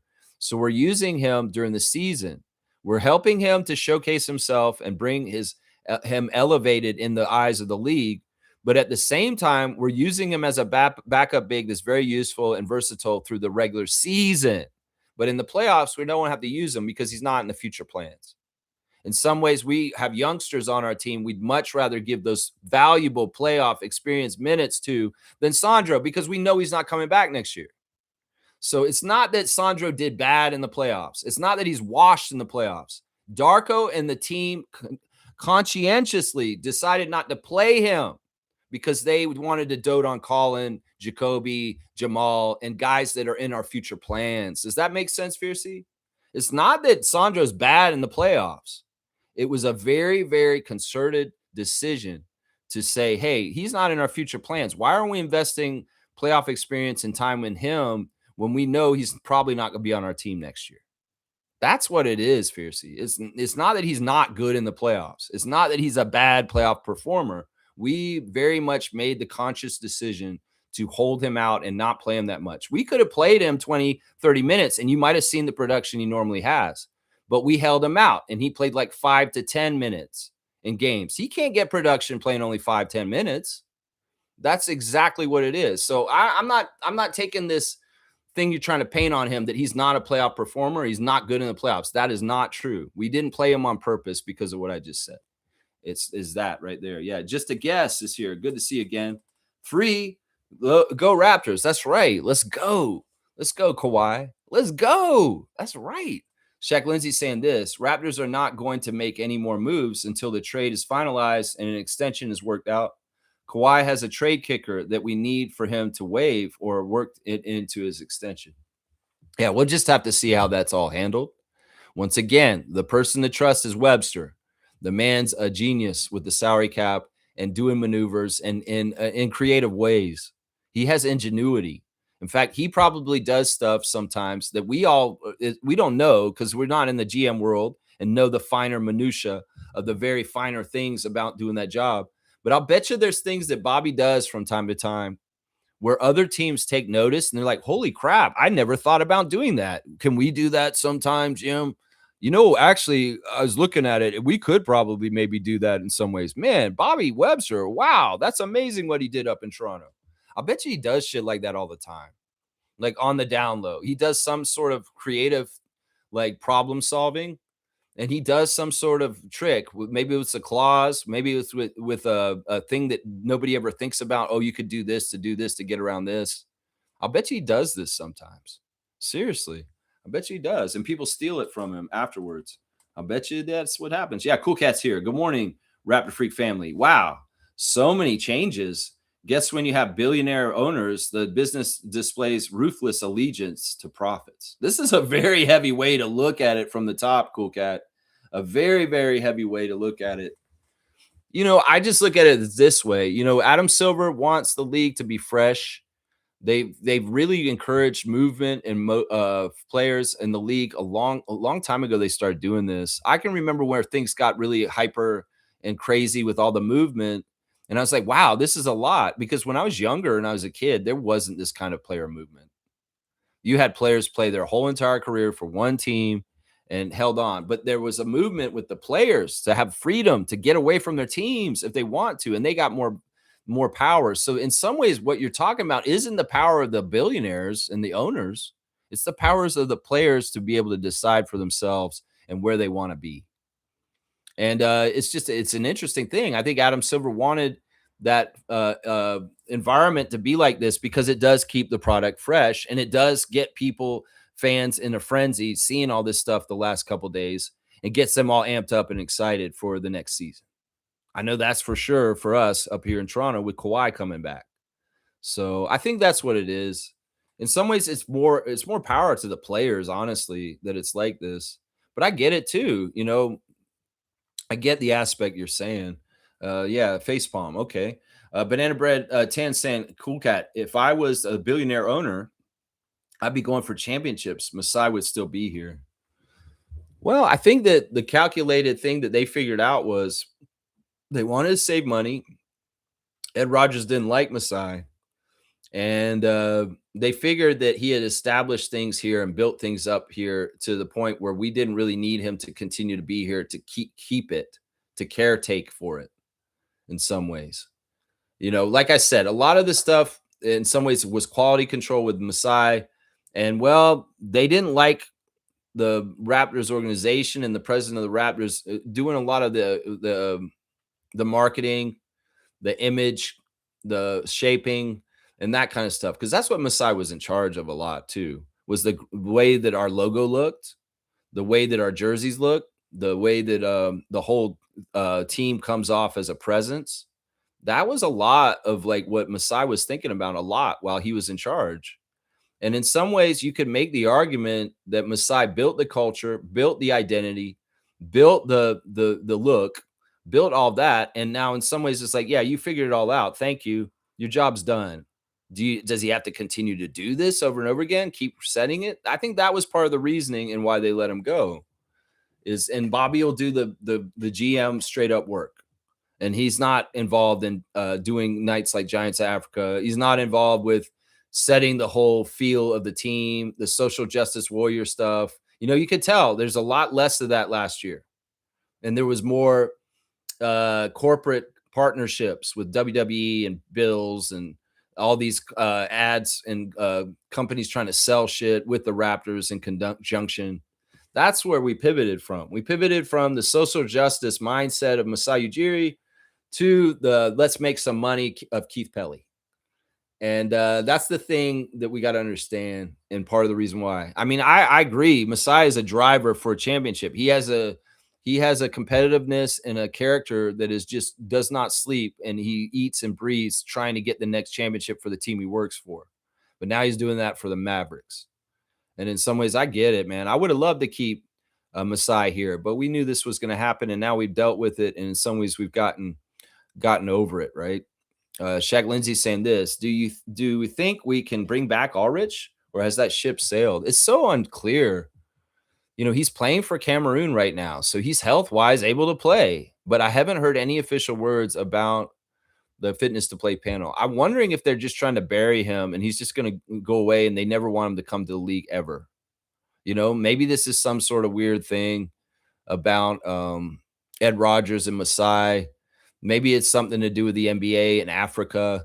Maybe they're really worried that like there's a huge amount of African players that could be coming over and taking more spots in the league. So, because this had kind of happened before with the Europeans, right? In the very early times when Europeans started come over, it'd just be like Drazen Petrovic or Arvydas Sabonis. There's only a little dribble in, but there's been more of a opening of a floodgates of more European players just coming in the league like crazy. That's true. There's way more Europeans in the league now than there were back in the day when we're younger. Well, could it be that like they see that there's probably going to be an influx of good African players that could be coming to the NBA, and they want to kind of govern it or kind of control it or like hold it off a little bit? I don't know. I mean, this is speculation. This is me kind of being conspiracy theory. But could this be part of it? Because I'll bet you there's a ton of good players in Africa that could come and play in the NBA right now. And maybe there's some gatekeeping going on. Maybe that's part of it. And maybe Ulrich is an example of a weird kind of gatekeeping that the NBA is doing. I mean, it is very suspicious that both him and Koloko, both products of Cameroon, had the same thing happen to them. You know what I'm saying? So I don't know if it's possible. Hopefully he's not blacklisted from the league for some weird reason.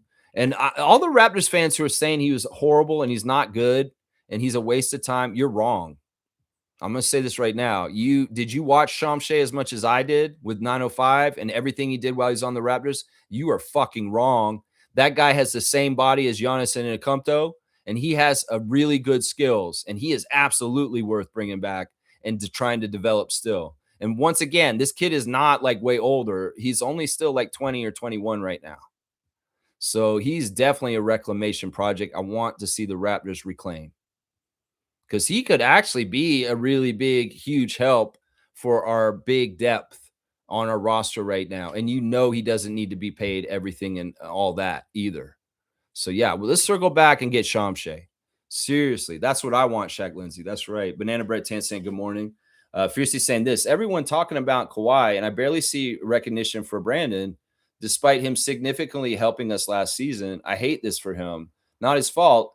If he had only had 1 year with, you know, there is a lot of people talking about Brandon. There are people. It's just that they're talking about him in LA. It's just that things have changed. I mean, there's a lot of people that are showing a lot of appreciation and all kinds of things towards him. You know, when Nab Bhatia talked about this trade on TV, he very much gushingly said, "We are so appreciative of my kid Grady Dick and Brandon Ingram. Them coming here, they're amazing people. It's so nice to see them." You know, this kind of stuff is happening. You know, on Reddit, they're putting up the appreciation posts for the guys who just got moved: Mamu, Dick, and Brandon. And you know that's the thing. This is a business, and Brandon knows this better than anybody. Really, it just is what it is. And it's the kind of thing where you got to just make the best of whatever situation you get put in. You can talk to Norman Powell about this right now. That he wanted to stay with Heat culture, but Heat culture didn't want him all of a sudden, and now he's a Bull. You just got to roll with the punches. In some ways, the basic baseline of NBA player is I'm glad I still have a spot in this league. You know, it's everybody thinks everybody should just get to cater to their own design of the future and who they're going to be and where they're going to be and all that. Sure, you can do that to an extent in your own life, but in the NBA, it's spots and opportunities, and in some ways, it's not fair. And in some ways, it has nothing to do with what each player wants, unless you're James Harden, you can do crazy ass shit and get away with it. But most of the players, it's like, you know, you're at the whims of the team and maybe trading you and stuff like that. It's just part of the business. Once again, the basic gratitude line is I have a spot in the NBA, the best basketball league in the world. And that enough right there is where you start your gratitude right there, whether it's where you want to be or not, or whether you feel like you're discarded or anything like that. That's where you start with your basic gratitude right there. That's a lesson Elijah Martin had to learn last year, thinking he was better than a two-way and better than what the spot he was in, and he hated it. But he had to humble himself and think about it, and then also think, you know what? I should be looking at this a whole other way. I should just be grateful I'm even here. That's it right there. I mean, seriously. I mean, we can feel bad for Brandon, but he's got millions of dollars. He's got a very famous pop star girlfriend, and he's got a charmed life, and he's living his dreams. So I mean, he's in LA now too. Like, you know, he's got a chance to do some cool things with the Clippers. He really does. Banana Bread Tan saying Jakob needs a better backup so that we can load manage him as well. We don't really have salary to shed, though, do we? To shed? That's weird. Why are you using the word shed? I mean, who are we going to move off from to make more cap space? No, we don't really. That's not how we're going to do this. It really is like I think what Blake is speculating is that we're going to get minimum salary players to fill those last few spots, and that's going to be our team. And hopefully, Bobby can figure out a big that can come in for a minimum and sit on the bench. You know, Rowan Barrett Sr. said to Hello and Welcome yesterday, you know, bigs are so rare everywhere. This is the problem. This is a problem for the tempo. This is a problem for the Raptors. This is a problem for Team Canada. It's like they don't grow on trees, y'all. And the whole thing about not valuing Yak and not appreciating Yak is that, look, there's not a huge amount of viable bigs in the basketball world out in the world. There's a ton of guards. There's a plethora of point guards. There's a plethora of wings. But there is not a plethora of centers or bigs that can play the NBA the correct way at this era. Maybe back in the day, there was way more bigs in the John Koncak era because you could be John Koncak and be a fucking center in the NBA. But in this era, the prerequisites to run in the NBA correctly and to be able to even compete are outstanding and crazy. And in some ways, go against the logic of being a huge 7-foot person. So this is what we have to all understand. This is the hardest position to fill in basketball. And Rohit Barrett went over this about Team Canada, saying it's not like these guys grow on trees, guys. You always think it's so easy. You know, the other thing with us is you have to understand is we draw our pool from our own country. And, we're not as big a country as some of the other teams in FIBA. where they get to draw their talent from. And they asked him, would you straight up go get a Joel Embiid? Then, like USA did with Joel Embiid, that cheap ass shit. And I love what Rowan Barrett said.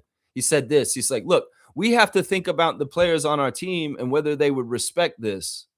Because there's a real strong national identity on our team right now with SGA and Dylan and RJ, and that they're proud Canadians, that they play for their country. And in fact, this is something that they talk about all the time on the team. When we're down and out, they start finding motivation because they're doing it for their country.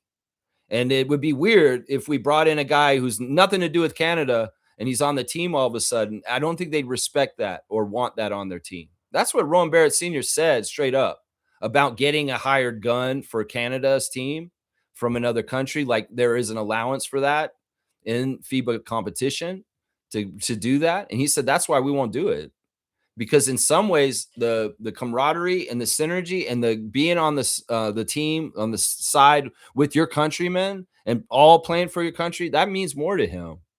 He also talked about why we're doing this very strict thing about commitment with Team Canada is because in the past, and we could see this in the past when we were watching Team Canada, they let NBA pros come and go as they wished. And it was kind of insulting to the players that had been doing the hard work the whole time. And then all of a sudden, an NBA star like Jamal Murray jumps in at the last second and wants to play just at the biggest stage.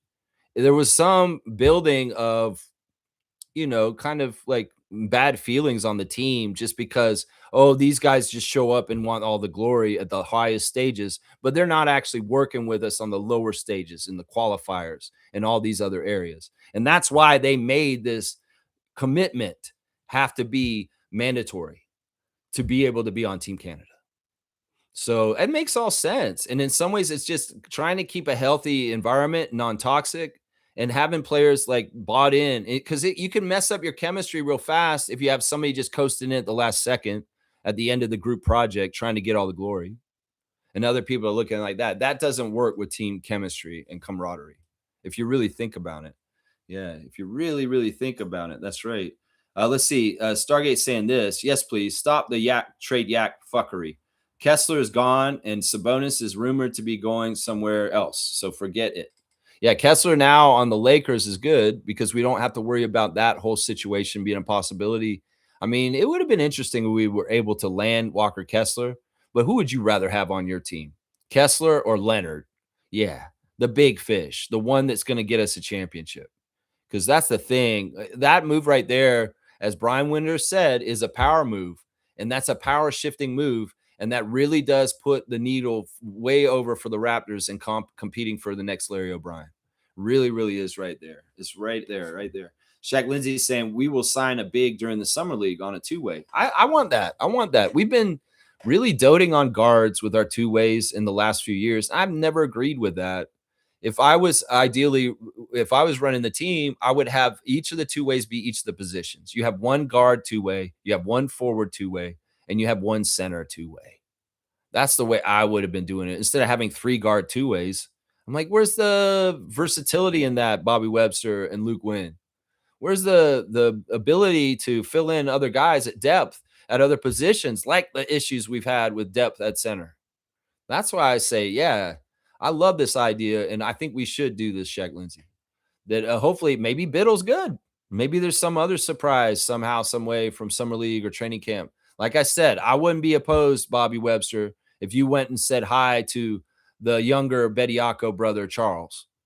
I've been watching him in person at Pan Am Center, and he's not a perfect center, but he can run the floor, and he's got true 7-foot height. He can rebound. He can block shots. You don't have to put him through offense. Just let him be out there and do the basic things that centers need to do. Charles Bediako, Bobby Webster. He's on Team Canada's roster right now. Put him on a two-way on the Raptors, and let's see how he does. He was in the league with the Spurs, two-way with them, an Austin Spurs, and with the Spurs. He has some NBA experience. It's not like he's unknown to the league. So bring him in. That's what I'm saying. Raptors Champs is here. Good morning, Raptors Champs. That's right. Nate Biddle might be the difference. I'll stay optimistic. We'll have to see. We'll have to see. Yeah. Mr. Gregg is joking that Marc Gasol is probably still hungover from our championship parade. Banana Bread Tan saying we need to get out of this tight position. This isn't the kind of flexibility we move with. I think if we don't make another change in our starting five, we waste the year with Kawhi. The first year with Kawhi. No, I don't agree with this at all. I love exactly who we got. Let's go forward with it. We're going to kick ass. I think you're going to be very pleasantly surprised. This tight position, we could talk about it being, oh, it's tight. Who cares? It's not even anything. We're using the money. We're actually using all of it. In some ways, that's fine. Bobby values flexibility. That may be one of the most important things to him as a GM and running the Raptors. And he, you know what, if he's going on a lower level of flexibility for a little while, that's calculated and he's fine with it. He's always got the next move to fix things. And, if there's a trade by the trade deadline this season, well, we'll see. I'll trust in Bobby to make the right decision. If there isn't, I'll be happy too. But no, let's not chicken little or panic or say just because the people like Grange and Leuenberger are saying things are a little tight, there's no flexibility. Oh, the Raptors are just not able to do any moves now because of where they're at. Who cares? Fuck all that. We got our team. And we're ready to fuck shit up. We're ready to go out there and beat people's asses. Do we need other people? Maybe a backup big, yeah. But otherwise, we're good.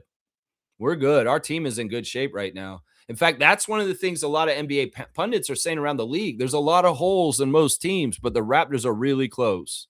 The Raptors have pretty much their team exactly right. This is what Brian Winders said.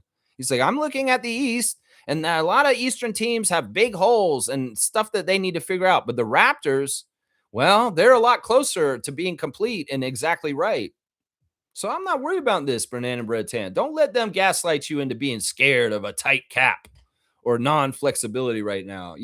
We've been so flexible for so long. Let's not be flexible for a little bit. And let's ride with Kawhi and this team we got right here and discover first. You don't make the second big move right after the first big move. That's a New York Knicks mistake. They've done that all throughout their history. They make two big moves in the summer when they might have only need to make one, and they screw up because they overmove.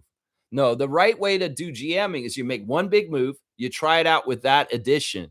If there's problems, then you make the next big move. Because we might have the formula exactly right now. And if we did the extra big move, we might have fucked up and lost it, Isaiah Hartenstein. That's what I'm saying.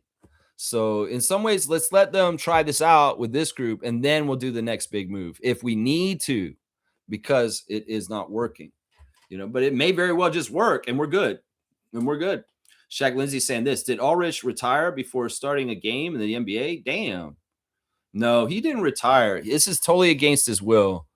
The man has been working his ass off in Mississauga in Raptors clothing all this past season. He's definitely around Canada still. He's definitely around looming. It's just that why are they gatekeeping him? Why are they holding him out? That's what I want to know. Raptors champ saying, yes, salute to BI. He really did love the city, but yes, it's a business. It's a cold business. But in some ways, like I said, I always have a Brandon Ingram jersey to remember the season. I'll always celebrate him. And, there's a special place in my heart for Brandon. And he's always going to be a Raptor that will celebrate. If he says bad shit about Toronto at some point, that could change. But for the most part, I think he's going to be fine. And the great thing is, in some ways, when he comes back through Toronto, he knows some stuff about here, and he'll be able to enjoy it even more. And once again, Brandon, Glorilla, Donald Ingram, everybody involved with Brandon, y'all are always all welcome up in Toronto. Enjoy the city. Come to Caravana. Do the things that you like to do here when you were here. It's not going away. You're still welcome, and we love you a lot. You're always going to be Raptors Nation. Seriously, you're always going to be Raptors Nation. And there's memories there. You have game winners with us, Brandon. You have game winners with us. And when it's all like hashed out in the end, you will be on a list of some of the most talented, greatest Raptors to ever play. I'd say you're a top 10 greatest Raptor of all time as far as talent and ability and how good you are. You know what I'm saying? If they say Kawhi Leonard's the best NBA player to ever play for the Raptors, you're going to be on that list somewhere in the top 10 as far as one of the most talented, most powerful players to ever put the Raptors jersey on. So that says something right there, right? That says something right there. The UC saying, Danny's saying that he'll be remembered as a Clipper was the dumbest thing I have heard yesterday. I know. When I heard him say that, I was like, Danny Green, why are you low-key hating on the Raptors? Like, you just showed a side of yourself that you've been hiding pretty well, but you just kind of let it show to everybody. Yeah, that didn't make any sense. Why would he want to be remembered as a Clipper? I think that after the aspiration scandal, that's another huge reason why he would not want to be known as a Clipper. And Pablo Torre spoke out yesterday. He said that he thinks that this Raptors deal is compensation for the wrongs of aspiration and even for the tampering that happened originally with him going to Clippers. He thinks that that's all it. And he is also said that this has not been resolved. The investigation is still ongoing. But Bobby Webster wouldn't do this if he was going to get shafted.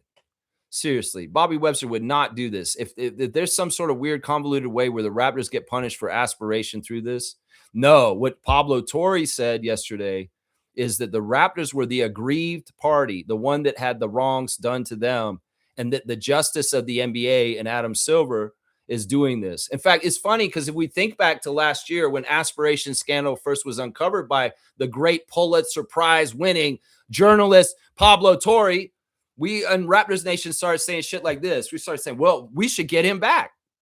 We should get him back. I thought that was a joke. It's like, y'all, man, this aspiration thing doesn't have anything to do with the Raptors. If they punish them and we get him back, like that doesn't totally line up with what happened. Well, I was wrong because it could very well be the initial reaction Raptors fans had to the aspiration scandal was, well, we should get him back. Obviously, because they tampered, they did all this shit, they did convoluted shit.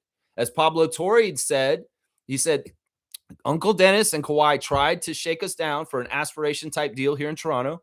And Bobby Webster and Masai Ujiri said, no, that's breaking the rules and circumventing the salary cap, and we will not do it.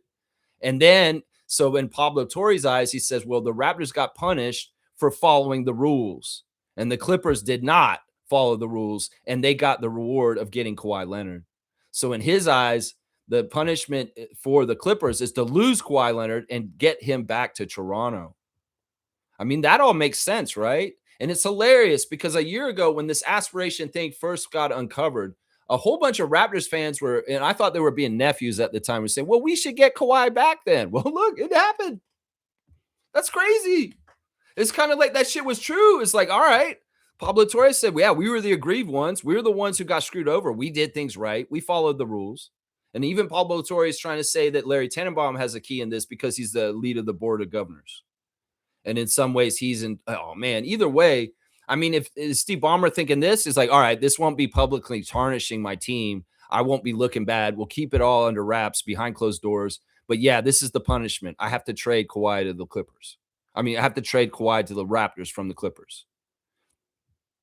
That's interesting stuff to me. In some ways, that's what Pablo Torre is saying right now. And that's what Raptors Nation was crying out for last year. Well, we should get Kawhi back as punishment. Well, it looks like that happened. It looks like that might be what exactly happened. Exactly. Seriously, it's crazy. You know Kawhi's going to come here and play for us for real, though, because he did before. He did it before. He'll do it again. He'll do it again.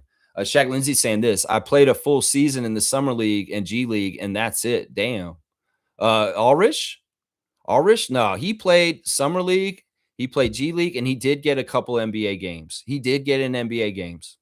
He did get some NBA games. But yeah, they only a rookie year. That's it. Between G League and the Raptors, he played a handful of Raptors games. Yeah, there's still so much there. I'm just telling you, man. He was looking good in his second Summer League too. Like the jump up that he had made in his second year of Summer League, and then they did the fitness to play panel to him. That's fishy to me right there. Because we saw some new passing skills and some of the stuff on break with him that's overpowering. You know, it's stuff like Scotty showed against Cleveland in the playoffs this year. That Giannis, I'm a freight train coming down the court with momentum and nobody's fucking stopping me. And either I'm going to the basket and scoring or I'm dumping it off to RJ and he's making it. You know, Shamshay has those chops. He has that Enacomto in him where he will dribble up the ball up the court and he will dump it off to a teammate. That's too OP. That's too much power for the Raptors to get. Masai spent an extra $1 million to Memphis to get this pick. And well, he hit another home run, but the NBA don't want him to have it. They capped it and said, no, fitness to play. Fitness to play. Man, I really want Shamshay back. I really do. I think that will fix things. I think it will. Seriously. I think it will. Let's see. UC saying this. Even just the one season he played for us was way more memorable than all of the seasons he played in LA. Yeah. Yeah. Last season statistically may have been one of his best years, but his greatest season in the NBA ever is the Toronto season. Kawhi Leonard. Danny Green brought this up also about Kawhi on our team. Last year, Kawhi had the most usage in his entire career for the Clippers because they didn't have anybody around him and he was doing so much heavy lifting. And he stayed healthy, y'all. He had his highest usage. And when he comes to Toronto, he doesn't have to have that usage. We can save him, we can protect him, we can load manage him. You know, he won't have to do so much. And that may be part of the reason why he wanted to come here is because on the Clippers last year, he had to do everything. He had to do offense and defense for them. And nobody else was doing jack shit around him to help him. That's how bad it was in LA last year. Well, he's coming this year. He's got Scotty next to him and RJ. And these guys can take a lot of the load off of him. And we can protect him and keep him in good health for the whole season because of this.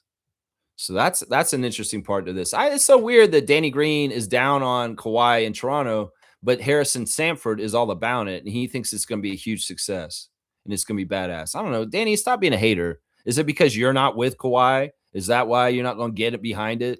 Stop being a hater, Danny. Stargate thinks this. Somebody's paying Danny to say that. It is so out of character for him. His palms are being greased. Well, we got to remember Danny Green's career went to a lot of different places. He played for a lot of different teams, and he is an American guy. In some ways, he came here like a mercenary, just like Kawhi for that 1 year. Remember, he was only on our team for 1 year, and he won a championship, got the gold. Didn't even care about getting his ring for a couple of years because of the pandemic. He didn't even care about having his jacket. He gave it to Scotty. There's just certain stuff there where you can tell he downgrades Toronto for being the Canadian team, even though he came here, won a championship with us. It's ridiculous. He probably puts, in some ways, more esteem into his Lakers ring the next year than his Raptors ring, even though he probably played and contributed less to the Lakers ring than he did for the Raptors ring. I don't know. I think that it's just a latent kind of like U.S. bias that's in him. I don't know if anybody's paying him. I think that it's just him being his true colors. Yeah, Criscom's back. The great Criscom is back. We back? Is that your prediction? What is your prediction, Criscom, for the Raptors with Kawhi Leonard the second time around? Let me hear your prediction, great Criscom. I want your prediction. That's right. UC saying, I doubt it's out of character for him to say that. He just showed his true colors is all. I think UC's right. There were some times where I'd listen to him on his podcast, and he was showing signs of this. It's really, he is an NBA guy. He's like Vince. He's not really loyal to any team. He's played for so many teams. He's loyal to the NBA and the fraternity of the NBA. And that's what it is. He's very much like Vince Carter in that way. It may very well be that these guys decided to be this way because of their media want to be media people. If Danny's too much of a homer for the Raptors, maybe he's not getting as many calls for media jobs.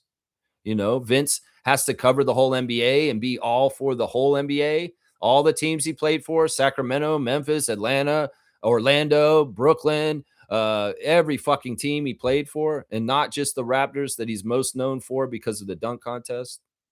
It's that kind of shit. They got to be NBA citizens and not just glazers for certain teams like Brian Scalabrine or shit like that. You know what I'm saying? Seymour saying the media mafia has powers. Danny can't go against that power. Look what happened to Jaylen Brown. Boston pushed him to the division rival.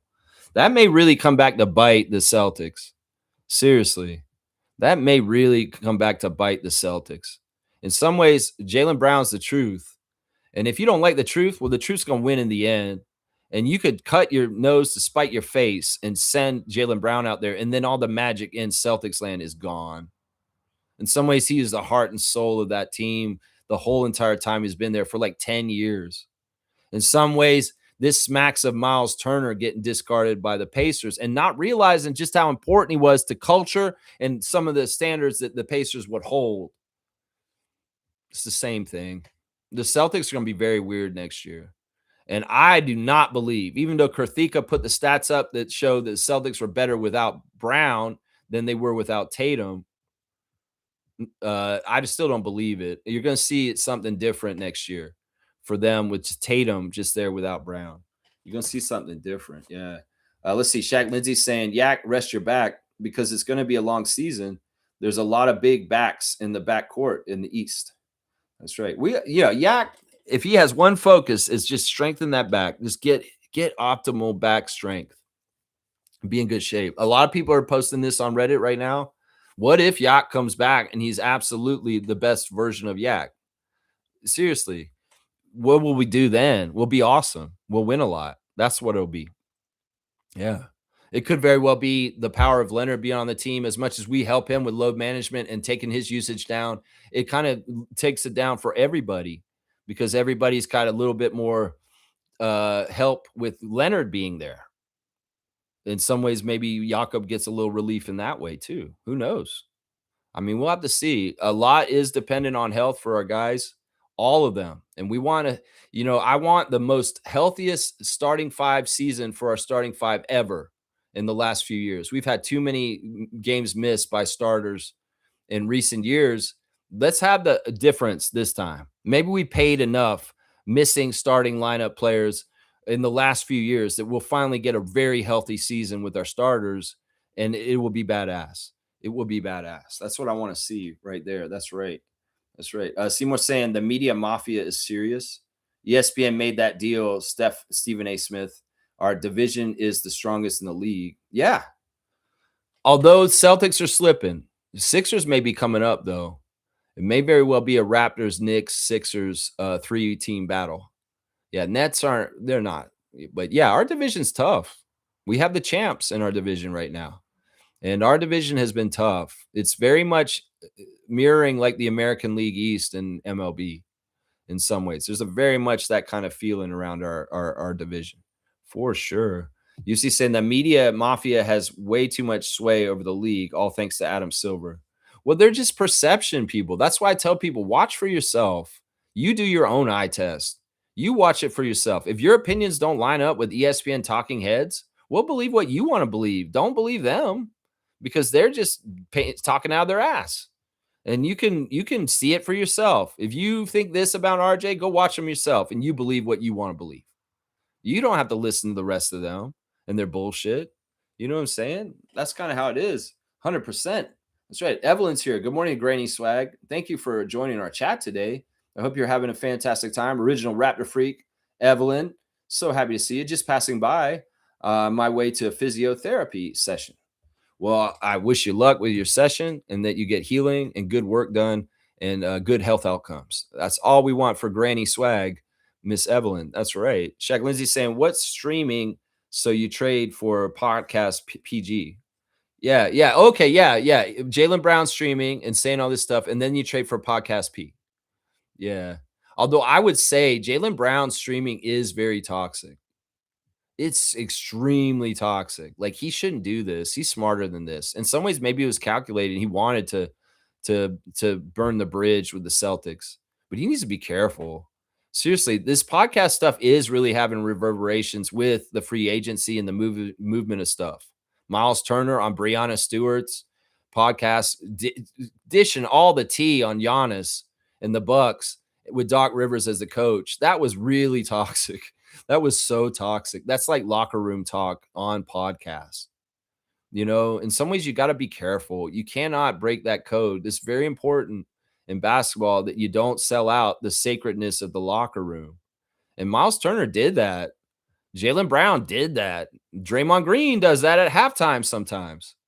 It's podcasting and playing basketball at the same time is not necessarily smart. Even Fred doing it while he's been hurt, he has been kind of navigating minefields and little things that he could set up for himself that he didn't have to if he didn't do his podcast.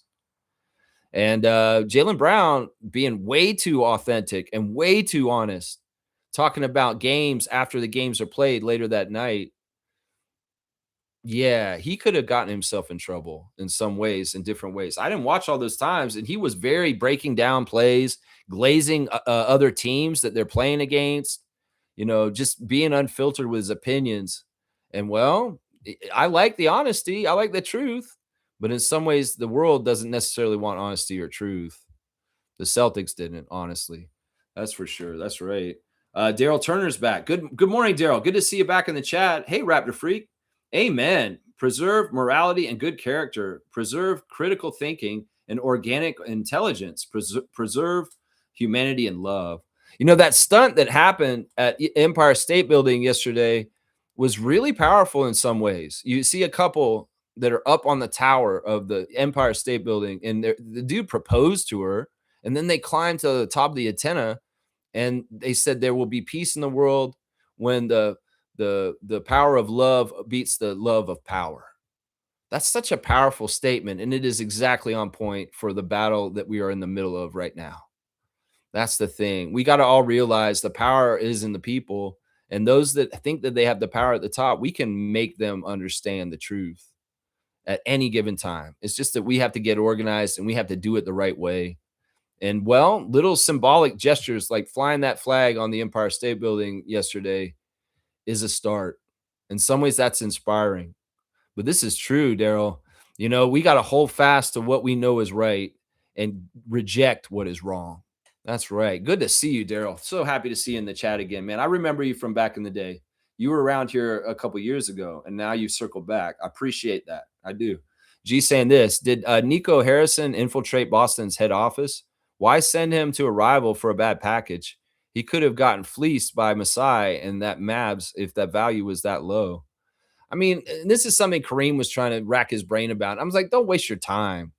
You know, this could be as simple as like what I just described with Kawhi coming back here. Maybe there's some sort of weird thing with Adam Silver where he's got to make things even between the Celtics and the Sixers because there was some wrongdoing. And he's like, well, this is perfect. Jaylen Brown is not working out in Boston right now. Why don't we do the thing where we have to punish the Celtics for what they did to the Sixers a few years ago? And we'll go ahead and give them back. We'll get them Jaylen Brown. We don't know how much puppet mastering that Adam Silver's doing with guiding and forcing things to happen. And that may be part of this. Don't look at him. He's Brad Stevens is an idiot. He's dumb. No, maybe he was forced to do some shit. Who knows? Who knows? That's what I'm saying. You may never know. I know that he would burn his bridge with Boston, and Boston has said there's no way he's playing for us this year. And maybe it's as simple as Philadelphia fleeced them because they knew they were in bad shape. And Boston looked around at all the deals, and Paul George was the only thing that lined up and was kind of like making sense in even the least. Everything else was just garbage. And like, yeah, we don't do that. Don't do that. Don't do that. You know what? We looked at all these deals, Brad Stevens, and the best one is the Paul George one. Seriously. Could it be that? Could it be that, y'all? That they had to trade Jaylen Brown because there was no coming back. The bridge is burned. And the best deal, because the leverage is gone, was the best deal that was absolutely there. That could be it right there. That could be it right there. Shaq Lindsay saying they basically went from one podcast to another. That's right. That's right. And good morning to Evelyn from Seymour. I like that. Nako saying to think the Celtics could have got Giannis if they gave up Baylor and Hugo. I'm not going to talk about any speculative trade that didn't happen. This is a waste of time. I don't give a shit about anything that didn't happen. Only what happened. Giannis is in Miami and Paul George is in Boston. And that's all I give a shit about. Reality. I don't care about every different reality that we could have gone into. Kamala Harris at president. Oh my God, that would have been great. That would have been fantastic. But otherwise, all these other alternate realities, Nacho the Nacho, who gives a shit? Fuck the Celtics. They dropped the ball. Let's go. Randolph saying, blessings, beloved Raptor Freaks family. Do not hide behind a false identity. Your true colors can still be seen through the lens of integrity, love, and compassion for others. There you go. I love that. I love that. Yeah, authenticity is currency in today's age. It really is. And in some ways, the most authentic people in some ways will be rewarded for it. In some ways, that's going to be the thing. People are going to get so sick of the fake, sick of the AI, and they're going to just strive and want authenticity. And that's what I'm saying. Stick to your guns. Don't go with the fake. Don't go with changing yourself just to fit in. Stay true to yourself. That's always been true, and it's more true than ever now. That's right. Blessings to the Phillips family and all the Raptor Freak families. That's right. Daryl Turner saying, blame private equity for what happened to the Boston Celtics. That's right. They changed their team owners. There's new owners, and that maybe that is a part of the factor. Maybe that's part of the factor. You know, maybe there, like I said, there's some things that Jaylen Brown are doing that racist people don't like. You know, It's part of it right there. There's some very, very big things that he's doing. That's right. Banana Bread Tansen. Isn't Jaylen Brown a negative player, though? I've been seeing stats that show that the team performs better with him off the floor, plus that contract. Yikes. Well, I would say with Jaylen Brown, do the eye test. In some ways, they're gonna finagle stats and perceptions in the way that they want to. Like I said earlier, the stats do show that the team was better with Jason Tatum and Jaylen Brown out, and vice versa was not. It was not that way. But last year, Jason was out the whole year, and the records. It's stupid. You can make stats support whatever you want. Once again, get to the game and look at the eye test. Rowan Barrett was talking about this yesterday. A lot of people talk about my son and his free throw shooting, and I get it. But you know what? In the last 5 minutes of the game, my son shoots 90% at the free throw line. We can bend stats all kinds of different ways. When does it matter and when doesn't? And who was the MVP of the finals for the Celtics when it mattered? So I would say that no, in some ways you're perpetuating some of the bag of the they're trying to hang around his head of detriment and negativity, and I reject it. In some ways, we got to understand there is going to be a smear campaign against Jaylen Brown now, and any kind of things that they say about him may be directly coming from racists. Let's just put it that way. Shaq Lindsay saying at least Brown balanced the two jobs. Paul George only worked one. Nako saying top four teams in the East: the Knicks, the Raptors, the Pacers, and the Sixers. You're wrong. You're wrong. You're wrong. And how dare you put the Knicks ahead of us? You're wrong. It's going to be the Raptors, the Knicks, and probably the Cavs. Those three teams will be the top three teams. The Pacers, I'm not giving any credit. They lost Miles Turner, and we have to see Halliburton come back correctly. They have so much they got to do before they're back up in there. And the Sixers have Joel Embiid. They're not going to be one of the top teams in the East. He will fuck them up, even though they got Jaylen Brown. Watch. He will fuck them up. G saying this. I think stats can be misleading. Exactly. G and I are always thinking the same way. First options defended more often will have lower efficiency. Brunson at one point was 19, 56 in the finals run. Inefficient, but content matters. More players were open. Yeah, Jamison Battle's contract was picked up by the Raptors. Okay, yeah, we knew that was going to happen. That was very likely. Let me just see the official theory. All right, here we go. All right, here. This has also just been announced in the last half hour. The Raptors have announced Darko Rajakovic's multi-year extension, officially solidifying the organization's leadership team. Like Bobby Webster, Darko was set to go into the final year of his deal, but is now under contract long-term. Darko had just about everything thrown at him in his first 3 years: adversity, roster turnover, rebuild, and last season, real expectations and pressure. He's aced it all while rebuilding team culture and earning the respect of his players and peers. Has proven he's the right guy to lead them into the next phase. I love that. That's music to my ears. All you Darko doubters out there, fuck you. That's right. Multi-year extension signed today. Our coach is under wraps. That's right. I love this shit. I love this so much. Doug and Blake also reporting on that. So, yeah, we knew Jamison Battle, if he had not been declined by a certain time, he was officially going to be back with the Raptors for sure. So, yeah, his contract was picked up for sure. Yeah, Shaq Lindsay saying Boston better hope that Tatum has that Mambo mentality Kobe had. I don't care any kind of way about this. I want them to be a disaster and a dumpster fire. That's what I want. Kaloy saying, morning, everyone. I love this feeling of being considered contenders again. Collins, Scotty, and Graves will see how a first-hand Terminator works, and this effect will go beyond the Kawhi era. Yeah. He can be a teacher without even teaching, like by talking. He can just be a teacher by presence. And that is definitely going to be one of the bonuses about having Leonard back on our team is the way he helped develop the young guys he was around the first time, the profound effect he had on people like Siakam and OG. Well, we can see the results of all that in the years since. So Raptors fans, if anything, if you're upset that Kawhi's coming here, at least know that he's going to be teaching our youngsters to be even better. Yeah, and these are youngsters that are very talented. So, Kawhi Leonard teaching Colin Murray-Boyles stuff is good. It's good. Hello is very, very good. Very, very good. Let me check on some tabs real quick since we seem to be moving pretty quick through the chat. Last night in CBL action on Canada Day, we had Canada Day celebrations in two places. First of all, Montreal visited Scarborough at the Pan Am Center. Rod Black was wearing a Maple Leafs suit, a Canadian Maple Leaf suit, which was pretty cool. And we found out it was true. Miles Powell was suspended for this game for making contact, physical contact with the referee in their last game. So he was not available to play and was in street clothes. Along with that, their big forward, Amir Sims, was sitting out again, and so was Javon Johnson. So the three starters sitting out for the Scarborough Shooting Stars. What are they going to do, including their leading scorer?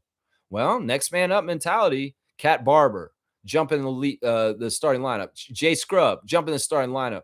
Yeah, they had an interesting game. They struggled at times because they even got David Munencat of Team Canada just got added to their team too in the last day or so. So there's a lot of new faces. Some of the chemistry and the synergy of Scarborough Shooting Stars wasn't apparent at that time. And of course, on the other side, we got Raptors 905 or Quincy Guerrier rocking it for Montreal Alliance and holding it down and fighting. But the Scarborough Shooting Stars in a very, very close game and a very, very epic, exciting target score time won by 2 points, 80-78, protecting their perfect home court record at Pan Am Center and continuing to stay at the top of the CBL standings. They are 12-2 now. Valiant effort by Montreal against a Scarborough team that was still trying to figure things out in the middle of it. Frank Mitchell was amazing in this game. Frank Mitchell was off the bench, and he really kicked some butt for the Scarborough Shooting Stars in this game. Let me get his stats real quick. Miller off the bench, 16 points and 12 rebounds, and 22 points for Trey Thomas off the bench. Trey Thomas had the game winner. He went inside and did a little layup, the little guard from Toronto, representing his hometown. And, well, he was very proud to get the game winner. He didn't get the after-game interview until this time, and they piled the towels on his head, and they did the dance, and they rubbed the interviewer's bald head for luck. And the Scarborough Shooting Stars vibes are insane. They're like Dylan Brooks, Memphis Grizzlies with Darko vibes. They're like our vibes on the Raptors right now with the conga line and all that kind of stuff. So, yeah, big win for the Scarborough Shooting Stars in the Canadian Elite Basketball League over Montreal. On the other side of things, Quincy Guerrier had 13 points. And, yeah, it was just a tough game, 8 rebounds for him. So, yeah, tough game for Montreal. Scarborough is excellent and keeps their home record perfect. And the other game yesterday, out west, Calgary visited Edmonton and lost once again. Calgary is 1-12 for the season. It was 95-87 in that later game on Canada Day. Edmonton Stingers getting the win in that one. So check out your Canadian Elite Basketball League action. Tonight, there's a game in Brampton. It will be Ottawa Blackjacks versus Brampton Honey Badgers. Tip-off is at 7:30 Eastern at the CAA Center. If you live in Brampton or on the west side of Toronto, I highly recommend you go to this game and check out Canadian Elite Basketball League action. If you can't get to the game, you can watch all their games for free on YouTube. Just follow the CBL channel, and you can also watch it on CBC Gem or CBL Plus. So lots of places to support the Canadian Elite Basketball League. Check it out, man. Seriously, this league is amazing. And Frank Mitchell is definitely somebody Bobby Webster should strongly consider. Are you guys literally looking at the CBL, Bobby Webster, in your front office? Because there's great homegrown Canadian talent that's in this league that may be possible. The other guy that I think you guys should look at is Uat. This guy Uat, who's from Calgary, he's Sudanese, but he's Canadian, and he grew up in Calgary. He's like he's in the build of kind of like Mohamedou Gueye, a long, lanky, really fast guy up and down the court with a crazy wingspan. And he had a game recently for Scarborough where he had like 15 offensive rebounds. Like, there's some real good talent in the CBL. And specifically, Bobby, go look at the Scarborough Shooting Stars. Because I say you could get their backup center, you could get their starting center. And either one of those two guys could be at the end of the Raptors bench, and they could be the beef that we need on the cheap. Frank Mitchell's badass. Seriously, you need to go look at him, Bobby. Frank Mitchell. And Charles Bediako of Team Canada is not a bad option. Seriously, he's not a bad option. Let's go. That's right. Let's see. Kaloy saying, oh, I already read that one. Shaq Lindsay saying when LA traded Shaq, Kobe said that he's going to win it without him. Yeah, I think that he did that, didn't he? Didn't he win a championship without Shaq? I think so. I don't know why you brought that up. Kaloy saying Lakers all white dudes starting 5. This is weird. Yeah, it does seem like the Lakers are very, very Caucasian. Yeah. Yeah, Sandro just added to that. Yeah. Very Caucasian. Although they did get Colin Sexton too. This is weird. Everybody's bringing this up. Austin Reeves, Luca, Dalton Connect, all this bullshit. I mean, whatever. It's just a team, right? Either way, I mean, we'll see how they do. How about that? I mean, I don't know. Now, let's see. Shaq Lindsay saying this because if Tatum doesn't and they keep losing to their rival team, Sixers, this will definitely hurt Tatum's psyche. Well, good. I like that. That sounds awesome. Daryl saying this people need to stop with the speculation on Jaylen Brown's upbringing, for example. Do you know who his daddy is? Do you know that he was raised similar to Tupac Shakur type elders, etc.? That's the thing. He's a very woke person. And we're talking about the original woke, not the woke that we talk about now. He seriously, I've heard the stories about him in school in Atlanta and his teachers saying you're not going to go anywhere in your life. And in some ways he was too smart for his own good. No, I've heard all these stories. And in some ways, look, I respect the guy. I mean, he was the only Celtic I really liked. And well, there's a reason because of who he is as a person. As a person, that's right. And they're going to disrespect him because there is some sort of stuff against him for sure. Banana Bread Tan saying 2019 Raptors could have three-peated. We'll never know. I was saying that after we won. I said, we're kind of lined up. They'd be a dynasty right now. And so many people laughed at me. They're saying, you think the Raptors will ever win again? Ah, ha, ha. Well, they made sure we did in the next year when they got Kawhi off our team. But honestly, if we were allowed to do it properly, like all the other teams usually are, we probably could have pulled the string of a couple of championships off in a row. I definitely think we could have won in 2020 with Kawhi on our team. Definitely. Yeah. Shaq Lindsay saying Brown now has an edge and a fire to prove that he's the number one, and I believe he will. Well, how does that work with Maxey and Embiid? Like, seriously, he's got to still balance things with teammates there. And the emergence of VJ Edgecombe, too. It's going to be, in some ways, there's more mouths to feed where he's at now. It was really kind of a two-man show. In some ways, you can make the argument he's going into like a 3 or a 4-man show. And this may be a little bit different than you think because Joel's high usage. Maxey's going to take a lot of shots. So trying to figure it out, Nick Nurse has got good problems, I guess.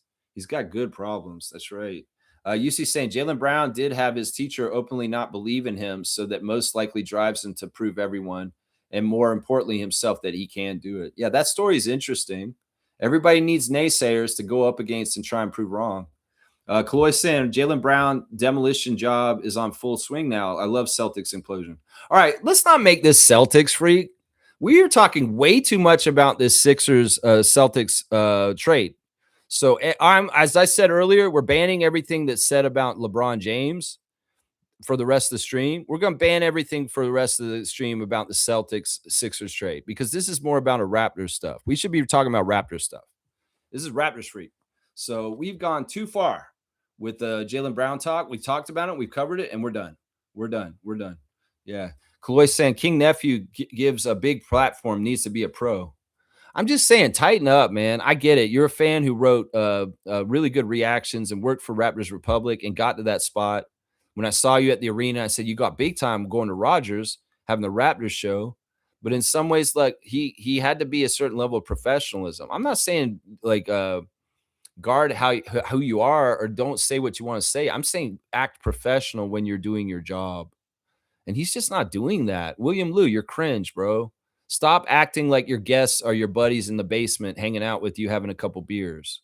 Start acting like you're a reporter and these are people that need to be respected. Because in some ways, you were disrespectful to Rowan Barrett in that interview, and you don't even realize it because you're so naive and oblivious to yourself and your own ego. Seriously, you don't even understand how you sound because you only hear it from your perspective. And in some ways, your little interruptions and adding your own little jokes in the middle of it's disrespectful. I think at one point you made a joke, then I was like, oh my God, I can't believe you just fucking said that out loud. That is disrespectful what you just said. He was talking about Dwight Powell. That's what it was. He's talking about Dwight Powell and saying, "Oh, Dwight Powell just show up and all this stuff." You were being very disrespectful to Dwight Powell, and Rowan Barrett Sr. was very, very tactful about how he handled it because you were being disrespectful to Dwight Powell. And then the whole talk about RJ Barrett and the Osmos and stuff like that, that was kind of cringy too. If RJ likes Osmos, so what? Stop clowning him on it. Just love RJ for who he is. Fucking A. We should be so proud and happy we have a Canadian hero on our team. Seriously, it's so crazy, man. It's so crazy. Yeah. UC saying Will Lou only knows how to put up a facade of being a Raptors fan. I don't get how he even got popular to begin with when he clearly doesn't fully believe in the franchise most of the time. I think that he's just all right. If you want me to be real about this, I'm going to say this right now, and I'm going to be very honest with everybody. And if this hits you hard, well, take a look at yourself. I think that most people that abuse alcohol or drink alcohol regularly are a negative mindset.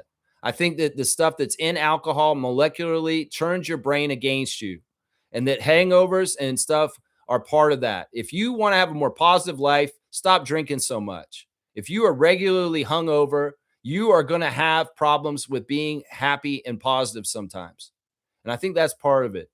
I think that, you can work on your mindset being more positive and having a more positive mindset. That'll help. Now, I'm not saying that that's what Will Lou is. I just think that he has a negative mindset. In some ways, he's a pessimist.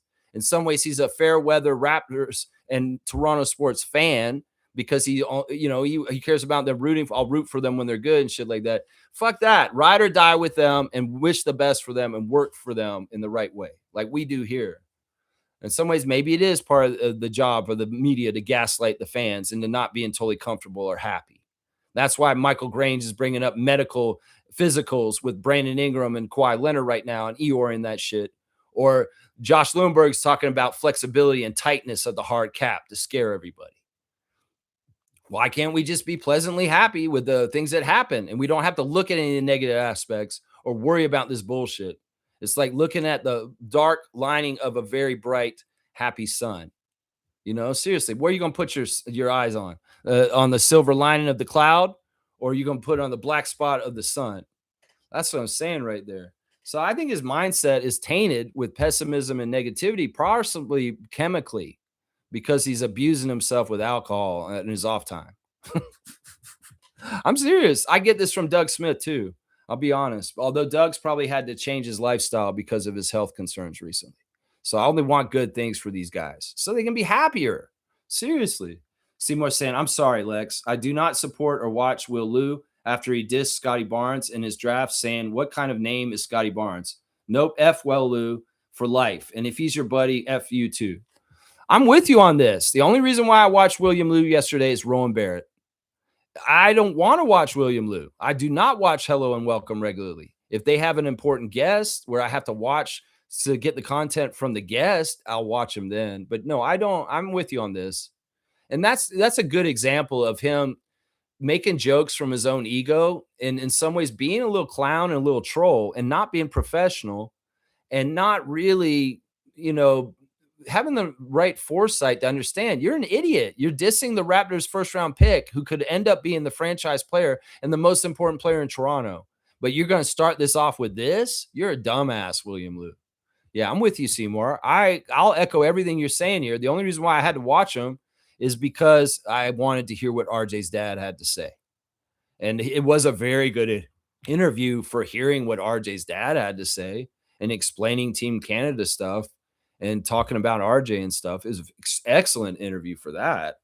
If despite William Lou's unprofessionalism and all the other stupid shit he was doing. Shaq Lindsay saying, I imagine getting Kawhi changes the focus for some of the players on this team. IQ and RJ probably need to focus more on slashing and knocking down some more open spot up threes. Yes, that last part's exactly right. Because if we can think about Kawhi, One of the things people are saying are that Kawhi's going to need the ball in his hands, and IQ may not get the ball in his hands as much. So this may really play up to IQ being running around the screen, and we're driving, kicking to him. We want those reliable 3-point shooters. In some ways, having Emmanuel as the point guard, it means he's not off ball to catch the ball to get a good shot, and he has to make his own shot. So in some ways, this is good.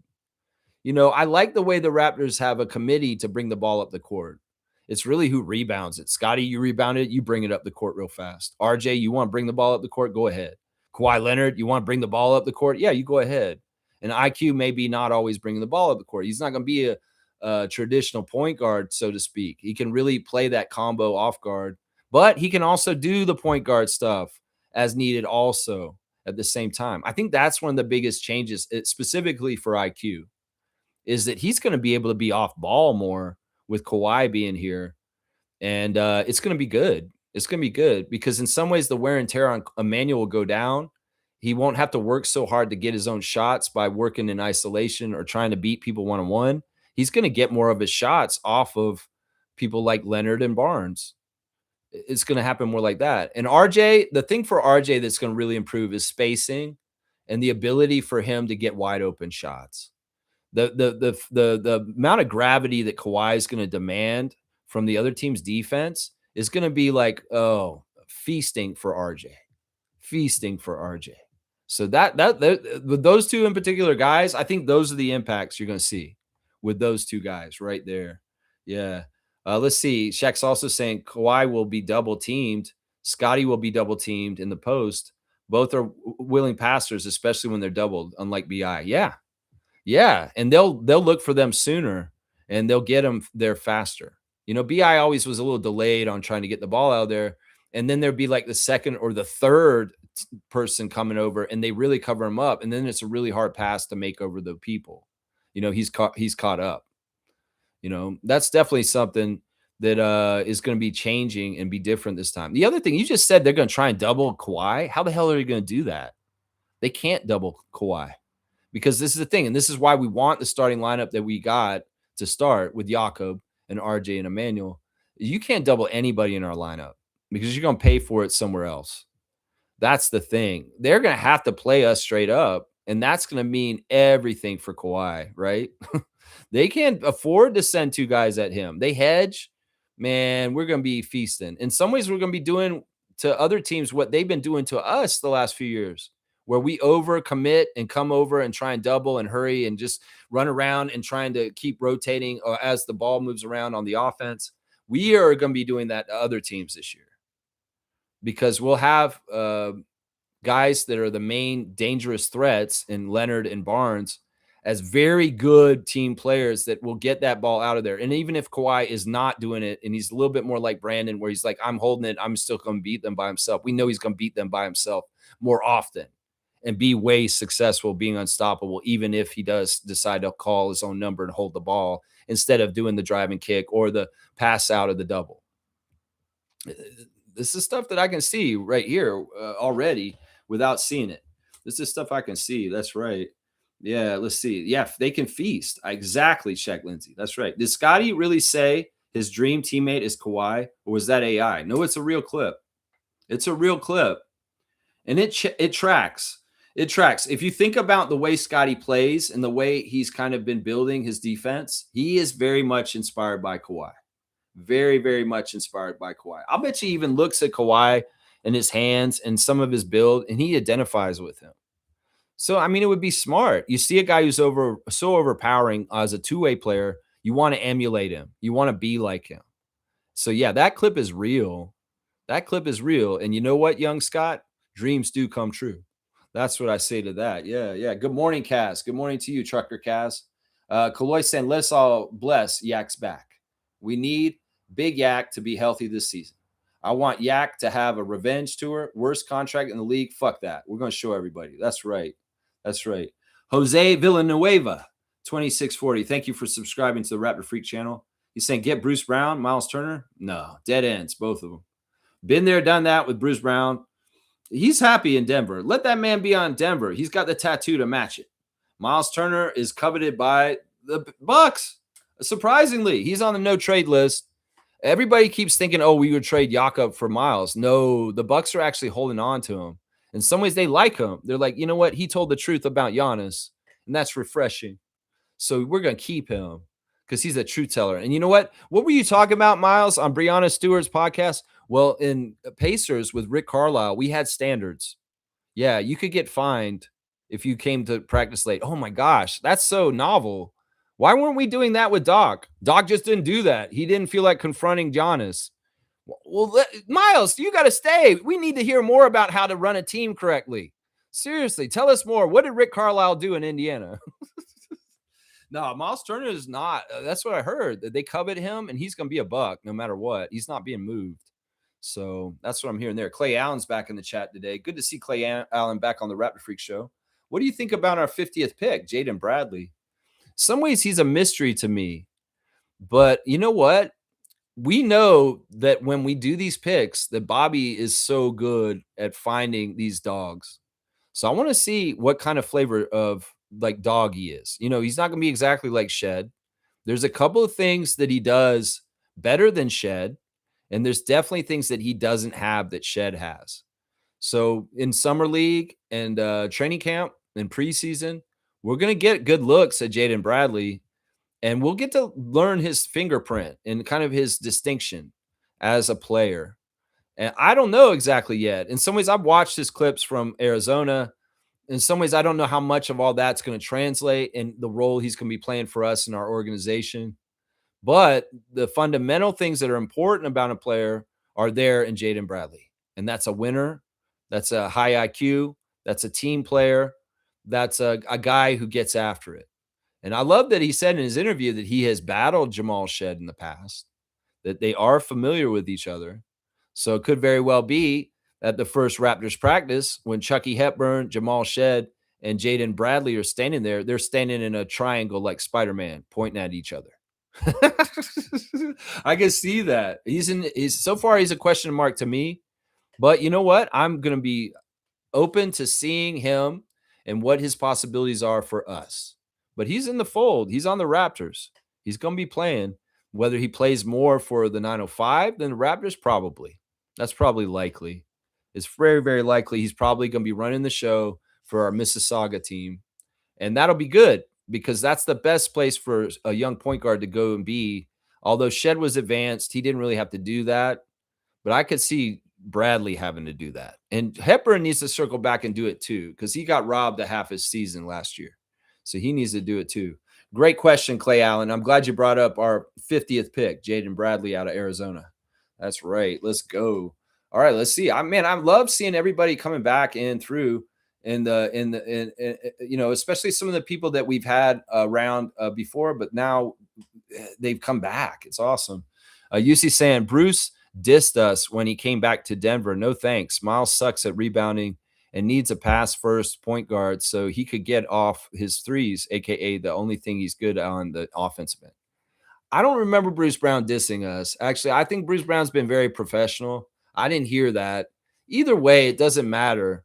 He was a good pro while he was here. And in some ways, he's not a person that I care about whether he doesn't like Toronto or not. I think he did like Toronto, though. And once again, I have to give a lot of credit to Bruce Brown Jr. for being the ultimate professional while he was in a Raptors jersey. It was a really uncomfortable situation. And he could have stepped in all kinds of different ways, but he didn't, to his credit. Now, I didn't myself hear anything he said negative about Toronto. You may have heard something that I didn't hear, but in some ways it's such a non-story, and in some ways he doesn't matter that I don't care. I want to just believe that Bruce was professional while he was here. If he said something stupid since, well, in some ways I don't care. Miles Turner is not on the market. Milwaukee has officially said that, guys. Good game saying Ingram helped his team get back into the playoffs, which I'm sure was a big help in attracting Kawhi. Maybe an appreciation stream at some point. Oh, we're definitely going to do a Share the Love Club for Brandon. And you know what? We're going to do it this Saturday. That's right. Saturday morning, we're going to do the Saturday Share the Love Club on July the 4th for a great American named Brandon Ingram. So, yeah, we're going to do a Share the Love Club for Ingram. You're right. Exactly. You just inspired me. Thank you. G. We're going to do the Brandon Ingram Share the Love Club on Saturday where we're all going to come in and do an appreciation stream for him and talk about the great things that we love about Mr. Ingram there. Yeah, there you go. You got it, G. You got it. You asked for it, you get it. And it'll be in 2 days. That's right. Jose saying this. Okay, you see, who do we get then? Benedict Mathurin? Well, Jose, what I've been saying at the beginning of the show is we're hard capped. And you guys are such junkies for huge moves. Can't you just be satisfied with the Kawhi move? This is a huge move. This is a needle pusher. We're going to be hugely good this year. In some ways, we don't want to overdo it. In some ways, we can't because the cap is the cap, and there's rules, and we can't realistically do what you're saying. There's no way to do it unless you say, "Oh, well, we could trade RJ, we could trade Emmanuel." We ain't trying to trade nobody at this point. We traded Brandon, and Brandon's is Kawhi now.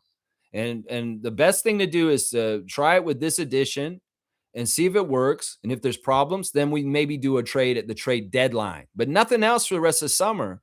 This is our team going forward. And we're going to add a big, very cheap at the end. And remember, we got Trace Jackson Davis too. People are not remembering that we have that big man in the fold still, and he is in our depth chart. So don't expect any big move, Jose Villanueva. We're done for the summer pretty much. If he does one more huge move, I'll be shocked. In some ways, I probably won't like it. So, Bobby, stop while you're ahead. And Raptors fans, stop being junkies for dopamine hits just because the news blurb came through from Shams. And now all of a sudden you're saying, "Ooh, this player's on our team now." We get so conditioned by algorithms and stupid shit on social media for that little dopamine hit. Just understand that may be part of what's going on here. Now, Benedict Mathurin, I'd love to have on the Raptors, but we don't have no way to do this right now. We have our team, and our team is badass. Let's see what it looks like this year. That's right. Fiercely saying, agreed with G. Brandon totally deserves an appreciation stream. He's going to get it Saturday. You guys want it?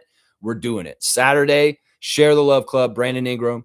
We're going to show him the love. That's right. That's right. Neil's here with eyes. UC saying Benedict would only be possible if he accepted the minimum contract, Jose. He's a good choice, though. Yeah, this is not happening, y'all. We are looking at people that are trying to make the league, not established guys that already have contracts that are way higher than a minimum. That we really got to be realistic here and just stop. Can we just enjoy the Kawhi move and just the afterness of that? Why are y'all looking for the next thing right after it? Y'all really do act like Chris Rock in New Jack City when you act like this, like you're crack addicts. Oh, I need that next hit. I need that next hit. Why can't we just fucking have our team? We're good. And let's go forward with it. Seriously, this is crazy. This is crazy. Jose saying, what if we shed salary? See, in some ways, it's more trouble to do all that. In some ways, once again, if you get things right the first time, you don't have to do major changes. That's the big secret about the Raptors and why we don't do so many moves. We're good at what we do. We don't fuck up the first time we make decisions. When all these other teams are trading and shuffling all the time, that's showing that they fucked up and they have to fix shit like Jaylen Brown and shit like that.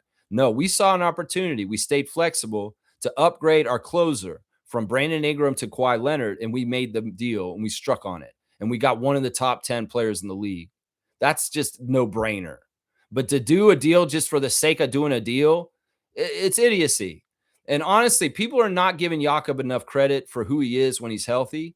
And really, we can do this and fill this in with the little bit of money we have left in the right way. It's just speculating big names, things like LeBron James and Benedict Mathurin. It's a waste of time. It's a waste of time. And honestly, I do a long stream already. I don't want to waste my time with, fantasy shit. This is fantasy shit. This is not real shit, is what I'm saying. UC saying, I try Rui Hashimura if we shed salary. Big wing that can hit threes. Sounds great. Just stop. Just stop. Y'all, we got the team that we got. Bobby does the job. We don't. Let him do it. He's going to come in, probably bring a name in, and y'all never fucking heard of them, and they're probably going to be great. So let's just stop. No more speculation. Y'all are doing trade speculation, and that's a big no-no on this channel. Jose doesn't know this because he just showed up. We're not a trade speculation channel. You want to trade speculate? Go watch Luca Rosano. Go watch Raptors Republic. Go watch Raptors Digest. This is not what this channel is. We're not like every day I'm going to bring in a new trade scenario and we're going to talk about it and just waste our time sitting around talking about something that will never happen. That's not what we do here, guys. Okay? The Kawhi speculation was real because it was real and we could talk about it. But this shit is just grasping shit out of air and it's not fucking feasible, half the shit you guys are saying. So Smith saying, per reporting, DeMar DeRozan wants out of Sacramento. He prefers to accelerate the process of getting out. Yeah, I could see that. I could see that. Yeah, no thanks, DeMar. I'd rather Malik Monk. We don't have choice in any of this. Like I said, Jose, in some ways, I appreciate you coming and giving me a subscription. But if your whole contribution to the chat is just going to be trade speculation, we don't want it. We don't want it. In some ways, I'm going to tell you that right now. DeMar DeRozan, if he took the minimum and wanted to come back here, I'd say yeah. But this is not likely. This would be so fucking awkward. Yak would be here. There would be some very interesting parts of it with DeMar being back here. I love DeMar. If DeMar was back on the Raptors, I wouldn't be mad, but it doesn't totally make sense. He'd have to sacrifice money like crazy and see if he could run with the very uncomfortable situation of being next to Kawhi Leonard. In some ways, it doesn't fit and it doesn't make any sense. But because it's DeMar, I will look at it realistically and say, yeah, this is not likely in any kind of way. But I mean, sentimentally, I would love it. I would love it. And I wouldn't rather Malik Monk, Jose, because I'm a real one for my team. And that dude right there that's sitting next to me in that bobblehead right there. Yeah. See, this is different, man. There's different levels to loyalty and how you are for the Raptors. And listen, man, you can't be disrespecting number 10, bro. That dude is an honored person on this channel. We are very serious about the culture here. And we are for the Raptors. We're not, there's no denying what we are for. That's right. Smooth saying this. He wants to be waived sooner if possible. Masai is the past. Leave him there. That's right. Let's see. I can tell you if Masai was still in charge, that Kawhi deal doesn't happen. I don't know if that's true. You can't say that for sure, Reggie. He wouldn't part with all that draft capital. I don't know if that's true either, man. You can't say that for sure. I bet you he would do it. He did the first one. He would do this one too. You can't say that for sure. In some ways, you can't say that. I'll bet you Masai smart. He would do it. Paul B is saying, Lex, how would you like a Drew Holiday on this team? See, once again, this is hot air. We don't need to do this. We don't need to do this. Paul B, I appreciate you. Much respect to you in Milwaukee in Wisconsin. But yeah, I love Drew Holiday. He's not on a list where I say don't be a Raptor ever, but it's not fitting. And I'm not willing to move our team all around just to make fitting for him. That's what I'm saying right here. We're much better going with the collective that we've already been building chemistry with and familiarity with than to try and switch it up like that. Smooth saying this. I would bring back DeMar for the vibes. Yeah. Yeah. If there was a way, why not? I mean, it'd be crazy if we could right that wrong, come back, and in some ways you ride on this team with us. But the thing is, DeMar's going to want to play, and he's so high usage, and he's such a good player that him having a diminished role off the bench and not doing exactly what he does, it's not right. Like, it's so weird. Like, what DeMar wants is he wants to contend, but also he does still want to be a main player. And that fit on most of the teams in the league is not there. So he may have to give up one or the other. Either you want to be a big dog and a bad team like you have been with Sacramento and Chicago, or you're going to a contending team and your role is diminished and you are not trying to do as much as you've had to for any team you've done in your career. That's the choice for DeMar right now, honestly. That's the choice right there. You know. All right, let's see. Smooth saying this. Samuel Dallenberg and Jamal McGlure used to do that shit. Show up and when they feel like it. That's why I'm a McGlure. I'm a McGlure guy. Never was. You're not a McGlure guy? Well, the program wasn't really respected then. It's funny how Rowan Barrett talked about this. He's like, when I was on Team Canada, nobody knew about us. We weren't relevant. Like, we could be walking around and we would say, somebody say, oh, you're on Team Canada basketball. Did they even have that? I didn't even know that existed, a basketball team for Canada. That's what they used to say to him and Steve Nash around the turn of the century. And then he said, well, it's totally different now. Our guys go around in public and they're proud of them, the fans. There's like Go Team Canada and stuff like that. There's way more notoriety and there's so much better. Like, honestly, think about it. Steve Nash and Rowan Barrett Sr. were riding around in buses and staying at dingy hotels, and there was no money for Team Canada then. And it's changed. It's different now. So in some ways, you can't totally hold it against those NBA players for how they were with Team Canada at that time, because Team Canada really didn't have a full squad. And in some ways, we weren't a real contender. So could you blame these NBA guys that are established for not putting more weight into that aspect of their career? at this point, it makes more sense for SGA to go all in on being on Team Canada. But back then, it didn't for Jamal McGlure. So you can hold it against him, Reggie, if you want, but have that in mind. Have that in mind. You know, another way Will Lou was disrespectful to Rowan Barrett was they brought up who could jump higher between RJ and him. And Rowan Barrett said, I can jump higher than my son, for sure. And Will Lou laughed at him in his face. Oh, you think you could laugh? I was like, what the fuck are you? You don't even see yourself, Will Lou. How cringe and how disrespectful you are. And Rowan very calmly said, listen, I could jump 48-inch leap. That's what he said. And back then, yeah, he was an athlete like that. And in some ways, you know, RJ's got lift, but I don't know. It could be very true that Rowan Barrett Sr. was a better jumper than RJ. So don't laugh at it, Will Lou, just because you're a little nephew who wasn't alive when Rowan Barrett Sr. was playing for Team Canada and you didn't get to see it. He even went on to say, and this is the audacity, Will Lou, you tell on yourself, you know, Steve Nash is one of my favorite players ever. He's actually why I got into basketball. Can you tell me some stories about Steve Nash and stuff like that? And Roy said, "Oh, Steve is the great. He's as much as he's a good player, he's an even better person. He's always talking about other people over himself." And he even said at some point that Steve Nash used to dunk all the time in Team Canada practice. What did Will Lou do? He laughed at him. He said, "Oh, Steve Nash dunks." Wait, motherfucker. You just said you're a huge Steve Nash fan. And you fucking love Steve Nash. You didn't know that about Steve Nash, you dumbass? I knew that about Steve Nash, you dumbass. So go ahead and show your nephew ass, King Nephew. Fucking acting like that with Rowan Barrett and laughing at him in his face when he told you he had a 48-inch vert. My God, you can't see yourself, William Lou. You can't see yourself and how you're being disrespectful to the GM of Team Canada. Seriously, man. It's crazy. It's crazy he's like that. I never liked how he treated Team Canada. In some ways, we didn't have a program back then. And in some ways, that's part of why. In some ways, you got to forgive him. Let's see. I told one of his friends that, and I explained my reason. He got so pissed at me like he wanted to fight me, man. Dallenberg was another overhyped fool as well. Listen, you can say that about Samuel, but don't say it about McGlure. McGlure, in some ways, has given so much back to Canada and what he's doing right now as a community ambassador for the Raptors, and the part of what he's done for the Raptors since he retired.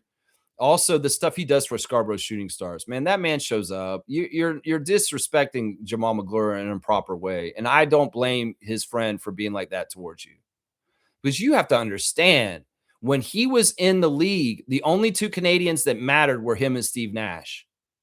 Who the fuck was going to be on the team with them to compete? And where was the infrastructure or the funds for Team Canada? You can't blame Jamal McGlure for this guy. You really, really can't. You really, really can't. Let's see. Kaloy saying this.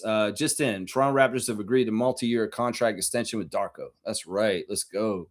And Smooth saying this. According to Shams, Kawhi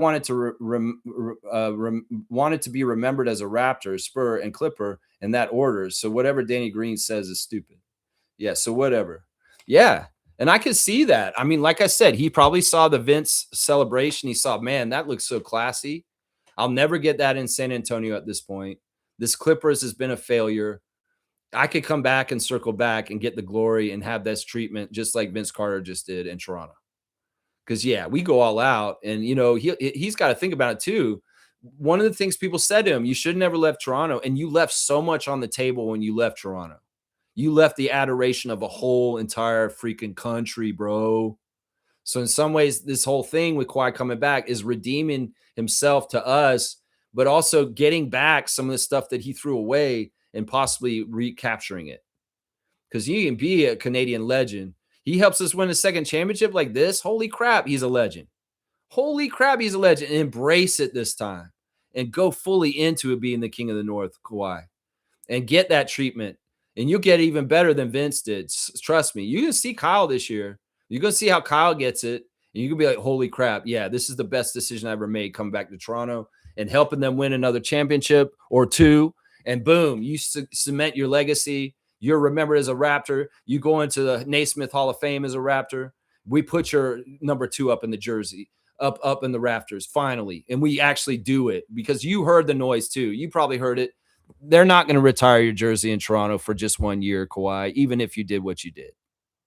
Well, now we have to seriously think about it. You already have a resume that deserves to get a jersey retired. Now you're circling back and going to play more for us. Yeah, you're probably going to get your jersey retired now. That's it. That's part of it right there, too. That's part of it right there. Unless things go completely a disaster and he becomes a tarnish, a black mark in this next part of our chapter of our history, unless that happens. But he has all things set up for him to succeed as far as his teammates, his coach, the organization where it's at, and his health where it was last year. So he's all set up for it to be right. That's right. That's right. Uji Bougie saying, I just discovered recently Chinese food is just food in China.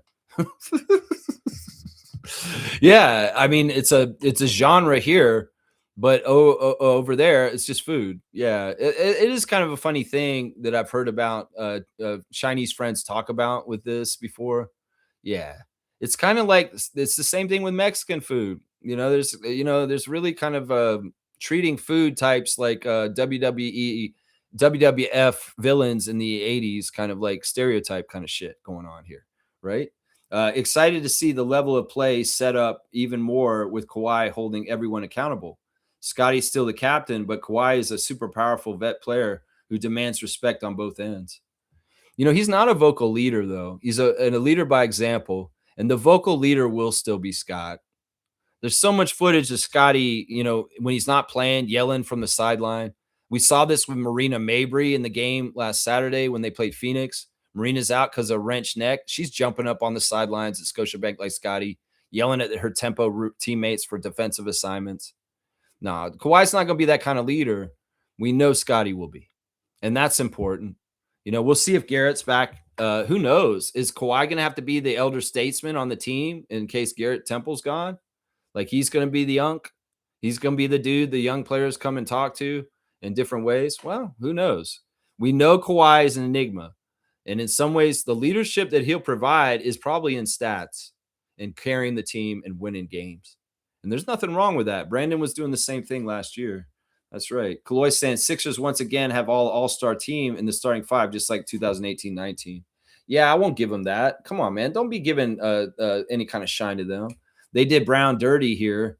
I hate that they are doing this to an intelligent and outspoken black man.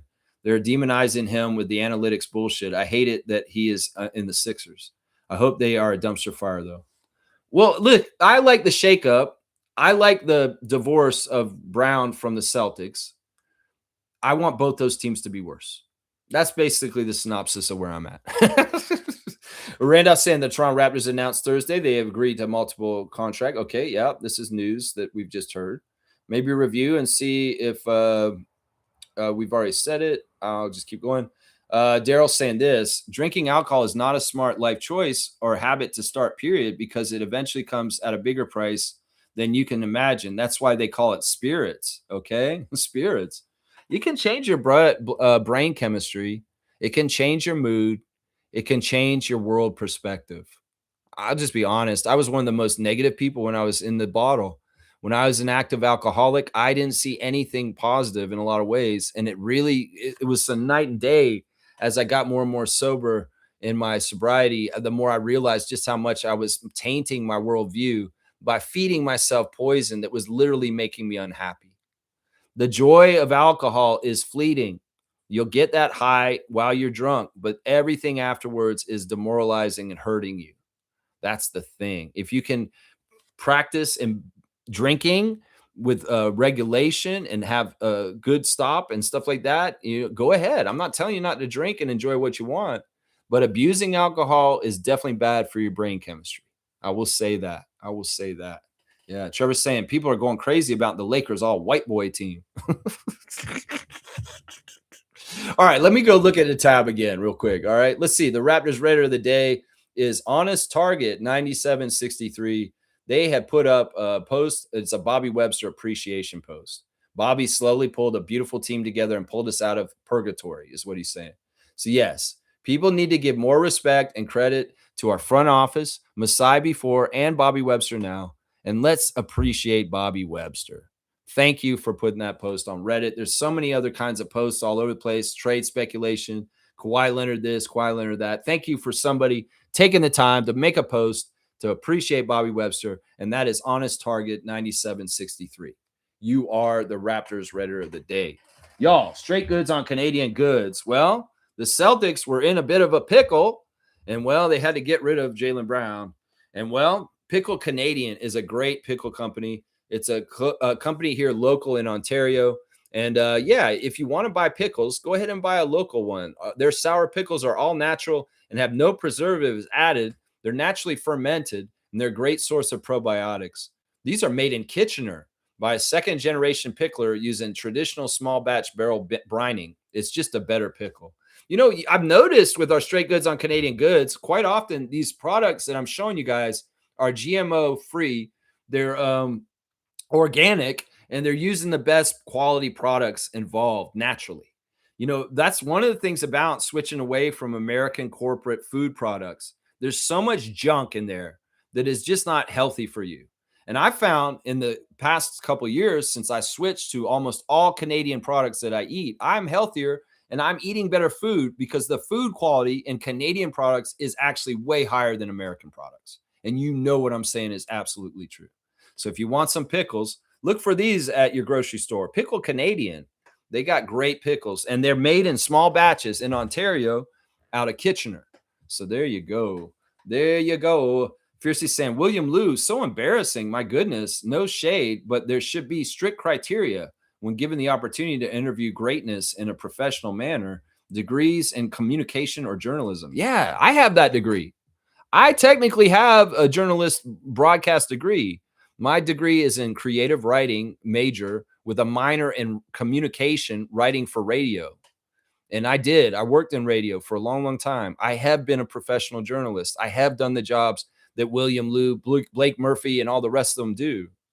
So in some ways, when I see William Liu with this opportunity and this ability to get these kind of guests, act like such a casual and a nephew in so unprofessional way, it cringes me out because I actually do know the mode to go into if I had those opportunities presented for myself.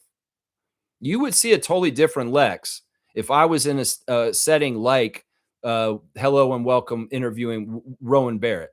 You'd see a totally different Lex. Right here, I'm off the cuff. I'm just speaking straight from me. I would be way more prepared, and I would be way more on point and way more professional.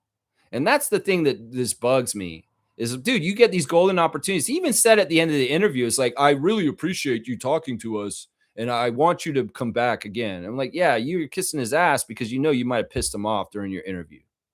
Seriously. So, yeah, I mean, it's just bad luck, man.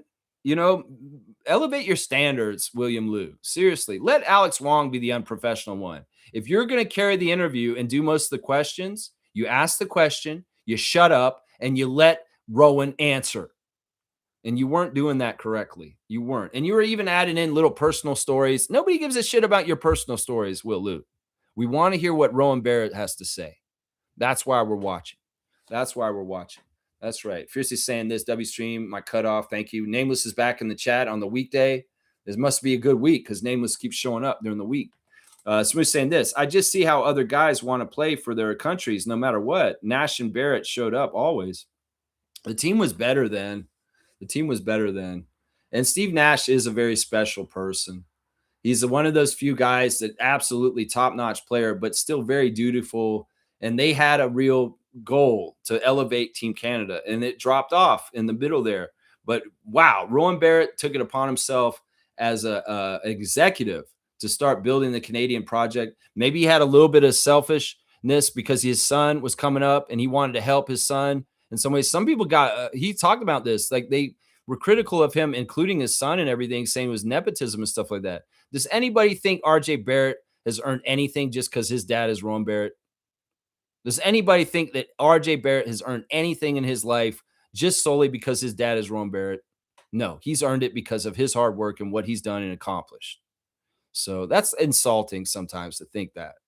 But that's the thing. Rowan Barrett saw his son coming up, and in some ways he's like, you know, maybe I could get something going together for Team Canada and get us in the right place so that we can be in the right place when RJ is at a certain age. And he started thinking that right away. And that, in some ways, that's why he doted on Andrew Nebhard when he was just a middle schooler. That's why he pegged SGA for SGA who he is. And in some ways, SGA does not become totally SGA without Rowan Barrett, guys. That's something we have to understand also, because Rowan Barrett took a special interest in the Alexander cousins and really doted on them and really tried to push them to be involved in Team Canada stuff at every level, and really kept tabs on him at every level coming up from grade school all the way up to where he is now. So in some ways, this is the crops that he started growing like 20 years ago, guys. 20 years ago, Rowan Barrett started growing all this for us in Canada and the excellence we're getting for our national team. And in some ways, yes, it was partly out of the love for his son and wanted to build something that he could be a part of. There's no doubt that's true. But man, is he successful. And I think that more people need to talk about what Rowan Barrett has done to foster Canada's growth in basketball and the preeminence that we're rising up in the FIBA standings. Because I'm telling you, he handheld our great Canadian stars from a very young age in middle school to get to this point where they are now. He is so proud of Andrew Nebhard of Aurora. He is so proud of SGA of Hamilton, because he saw the journey and he was there keeping tabs on it, and he believed in these guys. And in some ways, SGA winning the championship and being a two-time MVP, well, Rowan Barrett can be very smiley about that because he saw it in him way before anybody else saw it in SGA. In fact, he laughed when they did the Paul George trade in the Clippers. He brought it up with William Liu. He said, when the Clippers traded SGA, I didn't understand that because they couldn't see him for who he was. I saw him for who he was at that point. Sounded like they needed you in the front office in LA, Rowan Barrett. That's right. That is right. It's crazy, man. Yeah. Smooth saying, I was respectful to McGlure's friend in my reasoning. He was the one that got foolish. I de-escalated and walked away. Well, it could be that he's just like that for his friend, man. He could be is just like that for his friend. I'm going to say this, Reggie. I love you, man. And you're definitely one of my favorite Raptor freaks. You're one of the smartest and you're one of the best at trivia. But you stepped in the wrong place there. In some ways, you got to look at the whole picture. Like I was saying, Team Canada was nothing then. They had like two players. And was Jamal McGlure going to show up to the gym for Team Canada when there's only like one other NBA guy there with him in his era? And what are they doing? They're not qualifying for nothing. So that's part of the reason why right there. In some ways, it's kind of a weird thing where the team had to be good enough to platform and elevate itself to a place where the NBA guys saw it worthwhile. And there was kind of like a whole period where it wasn't exactly lined up right. And then you started getting guys like Powell and Olynyk that started showing up dutifully for them in the 2010s. And then, boom, you get into the RJ, the Nebhards, the SGA, the Nikhil, Dylan Brooks. It was funny. Rowan brought up Dylan. And after our World Cup performance, when Germany won with Gordon Herbert and Dennis Schroeder, remember a couple of summers ago, a whole bunch of people in the NBA world were saying that Dylan Brooks needed to go to China, that he wasn't good enough to play in the NBA. This was right around when Memphis said, Dylan Brooks is not going to be asked to come back. We no longer require his services here for the Grizzlies. Remember that time? When how many people were saying shit like, Dylan's no good. He's not good enough to be in the NBA. Well, hello, welcome Shanghai Sharks, Dylan Brooks. You remember that? RJ's dad brought that up yesterday in the hello and welcome. And he basically laughed. He said, I don't understand why these people thought that Dylan Brooks was any different or what he was. He's washed and he had to go to China. That was so crazy to me. He's a winner. And we can see that in what he did this year in Phoenix. He's very proud of all the Canadian guys in the league and their accomplishments. He's proud of Nebhard and his final stuff. He's proud of SGA, obviously. He's proud of Nikhil's most improved player. He's proud of his own son and his game 6 winning shot. He's got a lot of dudes to be proud of other than just his namesake. He has a lot of dudes to be proud of. You know what I'm saying? Yeah, good for Jamal and what he's doing for Scarborough, but two things can be right at the same time, though. But one doesn't have to be the other without the other. I just think you're off base. And I don't think that you're off base, Reggie. I'm sorry. You're wrong on this one. Jamal had no team to go to. It's not really like he was shirking the duties. It's just that if you think about the realisticness about committing your time to the summer and playing for a team that has going nowhere, has no chance, why would you go do that when you're jeopardizing millions of dollars that you're making the NBA? the risk is still there for our Canadian players to get hurt while they're playing for Canada, and it hurts their NBA career. So the risk reward for Jamal McGlure at that period of time in Team Canada basketball was just not worth it. You can't blame him for this. You really got to look at this from this aspect. That's what I would say to that. I mean, you can say it's both right. No, it's not right because he had no team to play with, and it wasn't worth it at that time. We're talking about 2005. We're not talking about 2015 where we had Powell and Olynyk and other guys coming up. We're talking about 2005. And at that point, the list of Canadians in the NBA was very short. It was like Rick Fox, Bill Wennington, Steve Nash, and Jamal McGlure. And that's pretty much it. So you got to think about it that way. You got to think about it from that perspective. Seymour saying, new summer league rule: only one free throw shot will be attempted for the reward of 2 or 3 point shot. They just announced this. That's the G League rule. That's the G League rule. So they're really considering bringing this all the way to the NBA level. I think they should. Some people are going to get mad at this change because they're traditionalists, but I think that this is a really smart way to shorten the game and have less bullshit. Seriously. Basically, the rule is in G League, up until the last 2 minutes of the game, all free throws are shot. If you get fouled on a 3-point shot, you get 1 free throw, and it's worth 3 points. If you step out of the line and you miss the 1 free throw you miss all 3 points. If you make it, you get all 3 points. It's the same thing for a 2-pointer. You get fouled, you only take 1 free throw. It's worth 2 points. And it cuts out the extra shots that take so much time. Okay, you're going to shoot it. Going to wait again. Do your free throw thing, IQ, flip the ball. Okay. Do it again. IQ takes so long on his free throws. Think about that. Think about the time that will be saved on 3-point free throw shots for IQ. He'll just shoot 1 and it'll be worth 3 points. That's the rule. But in the last 2 minutes of the game, it reverts to all free throws are shot then. So the pressure of making the multiple free throws in crunch time is still a part of the game. So they're going to try it out in Summer League. When they do this kind of stuff, they really are guinea pigging, testing it for possibly putting it in the big league. They've been guinea pigging different ideas like the Elam ending, the NBA Cup, the play-in, all kinds of stuff gets tried and tested on the lower level. And I guess they like the free throw thing they've been doing with the G League because they're going to implement it at Summer League this year. Interesting. This is a good sign. I like the change. Traditionalists will not like it. In some ways, you better get your free throw right on the first shot because you miss a free throw, 1 free throw, the first one, you might miss 3 points with 1 miss in this scenario. So in some ways, I like it. It does expedite the game to go faster. Yeah. Mr. Greg saying sometimes you're blind to the stars and fail to pay attention to the talented players clearly on the way up. Yeah. I mean, it's obvious that RJ's dad has very much been looking for types of players and cultivating winning attitudes that he really, when he searches around Canada for new young talent for Team Canada, he's looking for winners. He's looking for kids that really have that kind of competitiveness, like SGA, like RJ, like Andrew Nebhard, Dylan Brooks. This team that Canada has is not by accident. These guys have been being groomed and getting ready to be at this level for who we are for a long time. A long time. That's right.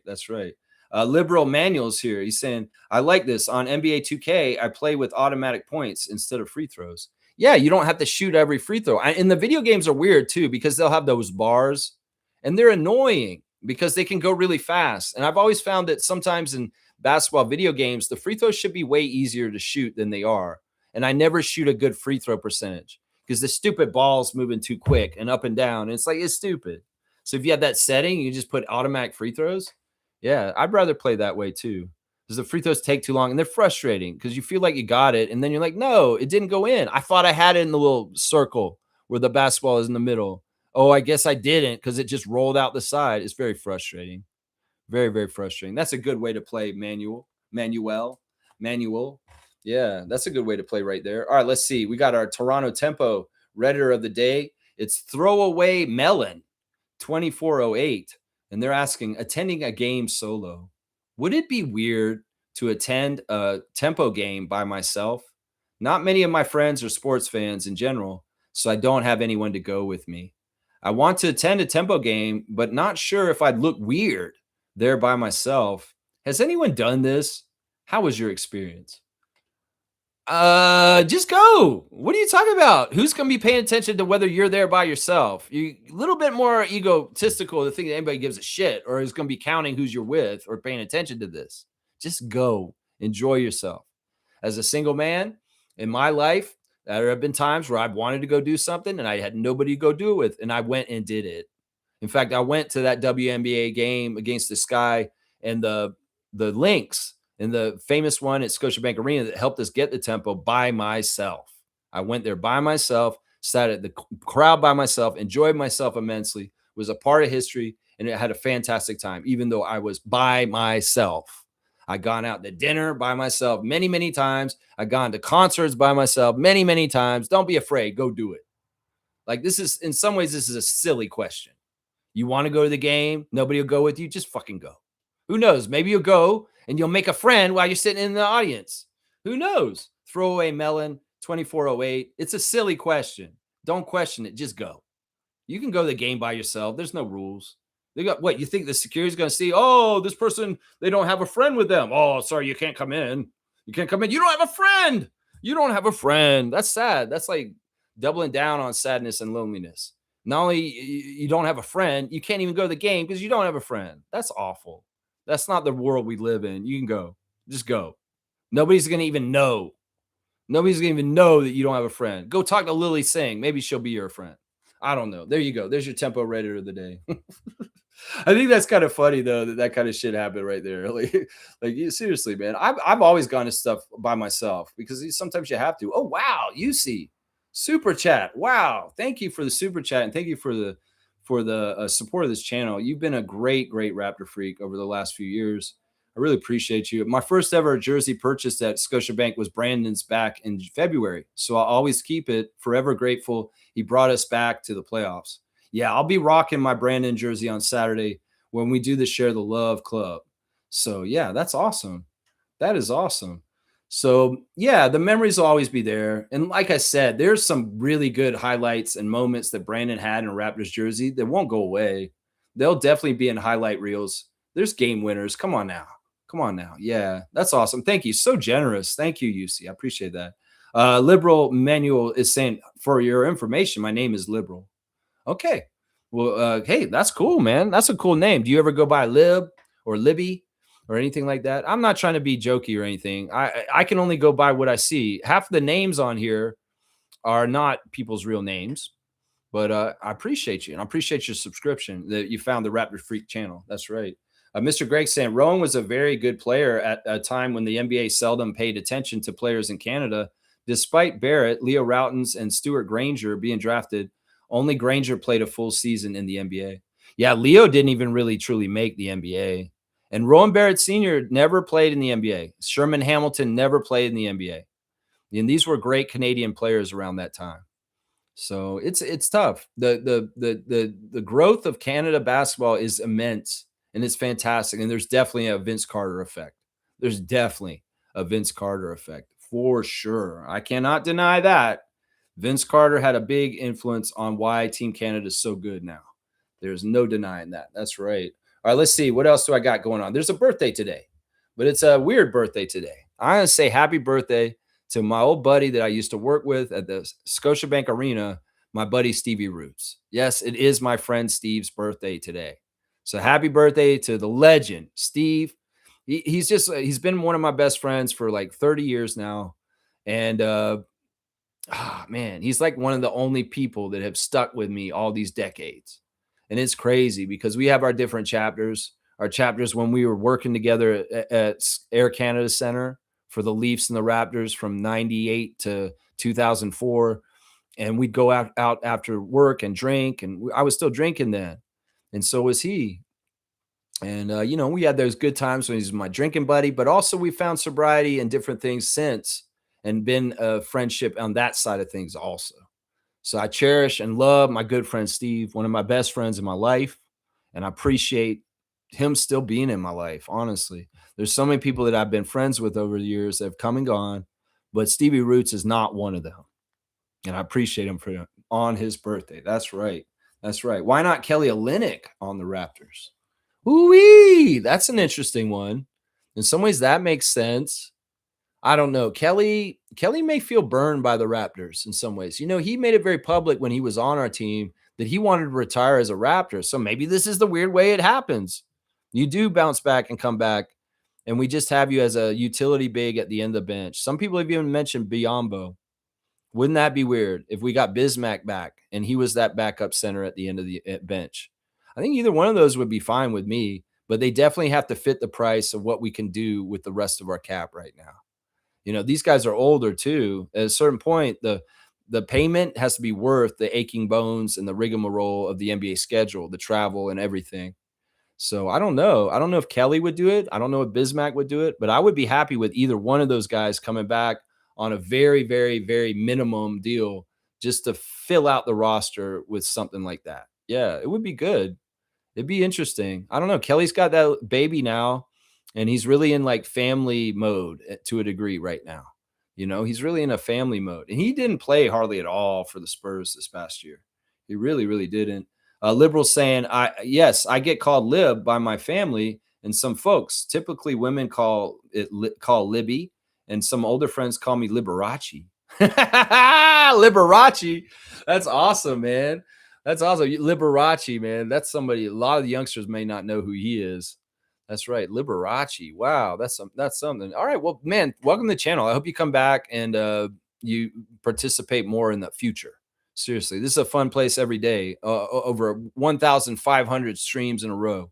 We keep going. That's right. Smooth saying we are a contending team now for sure. Kawhi Leonard is the factor here now. Exactly. That's for sure. All right, let me get to the card. All right, let's see what we get today. I want a good one. Okay, this one's a little tough, but I think y'all will get it. You guys are good like that. So let's see. Full name answer. This is a segment we do near the end of the show called the Classic Card of the Day.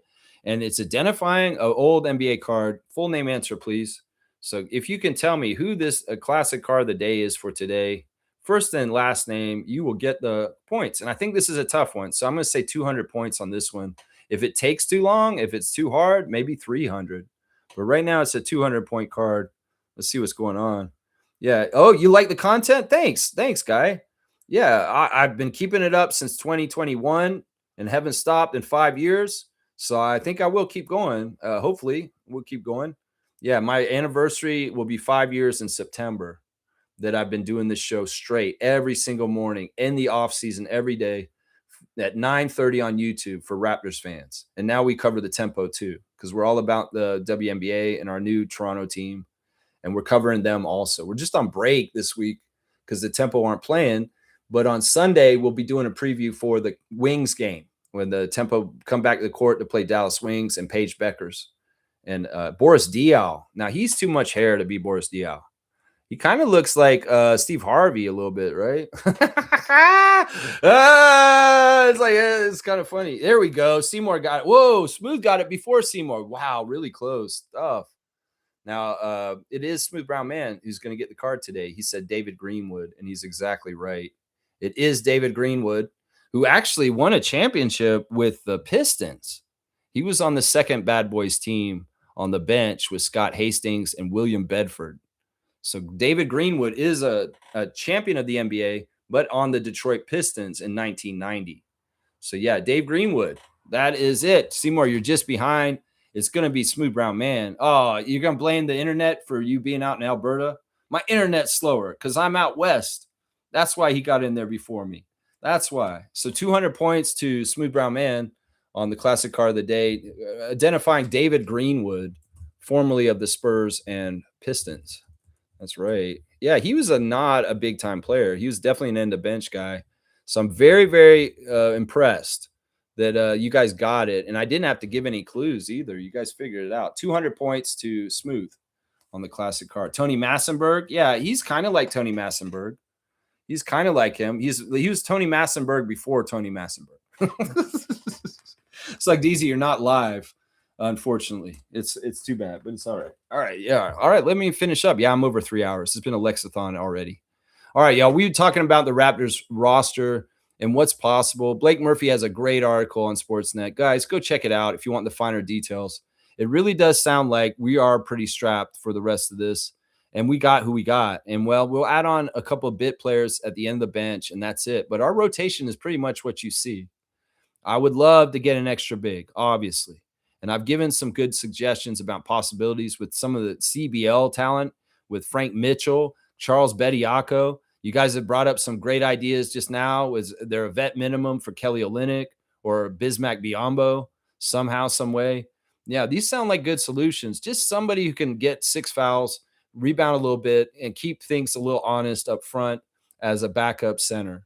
That's really what we need at this point for this team. And that's it. We don't really need anything else. Anybody who says we need stuff at point guard, you're ridiculous. We do not. Anybody who says we need to trade another player still, we do not. We just need to fill out the rest of the roster on the minimums, and we will have a good team next year that's competing for a championship. So that's what we're going to do right here. That's right. That's right. Great stream. Thank you, UC. I appreciate you. And thank you once again for that super chat. It's very, very, very generous. And I appreciate you for it. All right, y'all. I'll be back tomorrow with a Friday freak out. Hopefully, we'll be freaking out about good stuff still, like Kawhi being back on the Raptors. That's right. Thank you, Kaz, for the W's. I'll see y'all tomorrow. Let's go, Tempo. Let's go, CBL. Y'all check out the Canadian Elite Basketball League. It is really, really such a fantastic product. Exciting games, really high level basketball. And you can see some of the great young talent coming up in Canada in basketball through this league. So definitely check it out. And man, I'm so happy. Thank you, hello, and welcome for doing the interview with Rowan Barrett, even despite William Liu being the way he is. You guys did a great job giving a forum to him to answer a lot of questions. And I really enjoyed hearing RJ's dad elaborate on all kinds of stuff. He's just really real.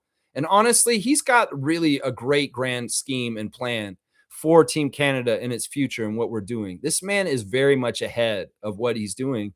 And I'm telling you, he's telling us we're going to have a crop of big men for Canada coming in the years to come. And I believe him. So yeah, man, Rowan Barrett, you've been fantastic for basketball in Canada. I appreciate you. And I appreciate your son too. All right, let's go Raptors.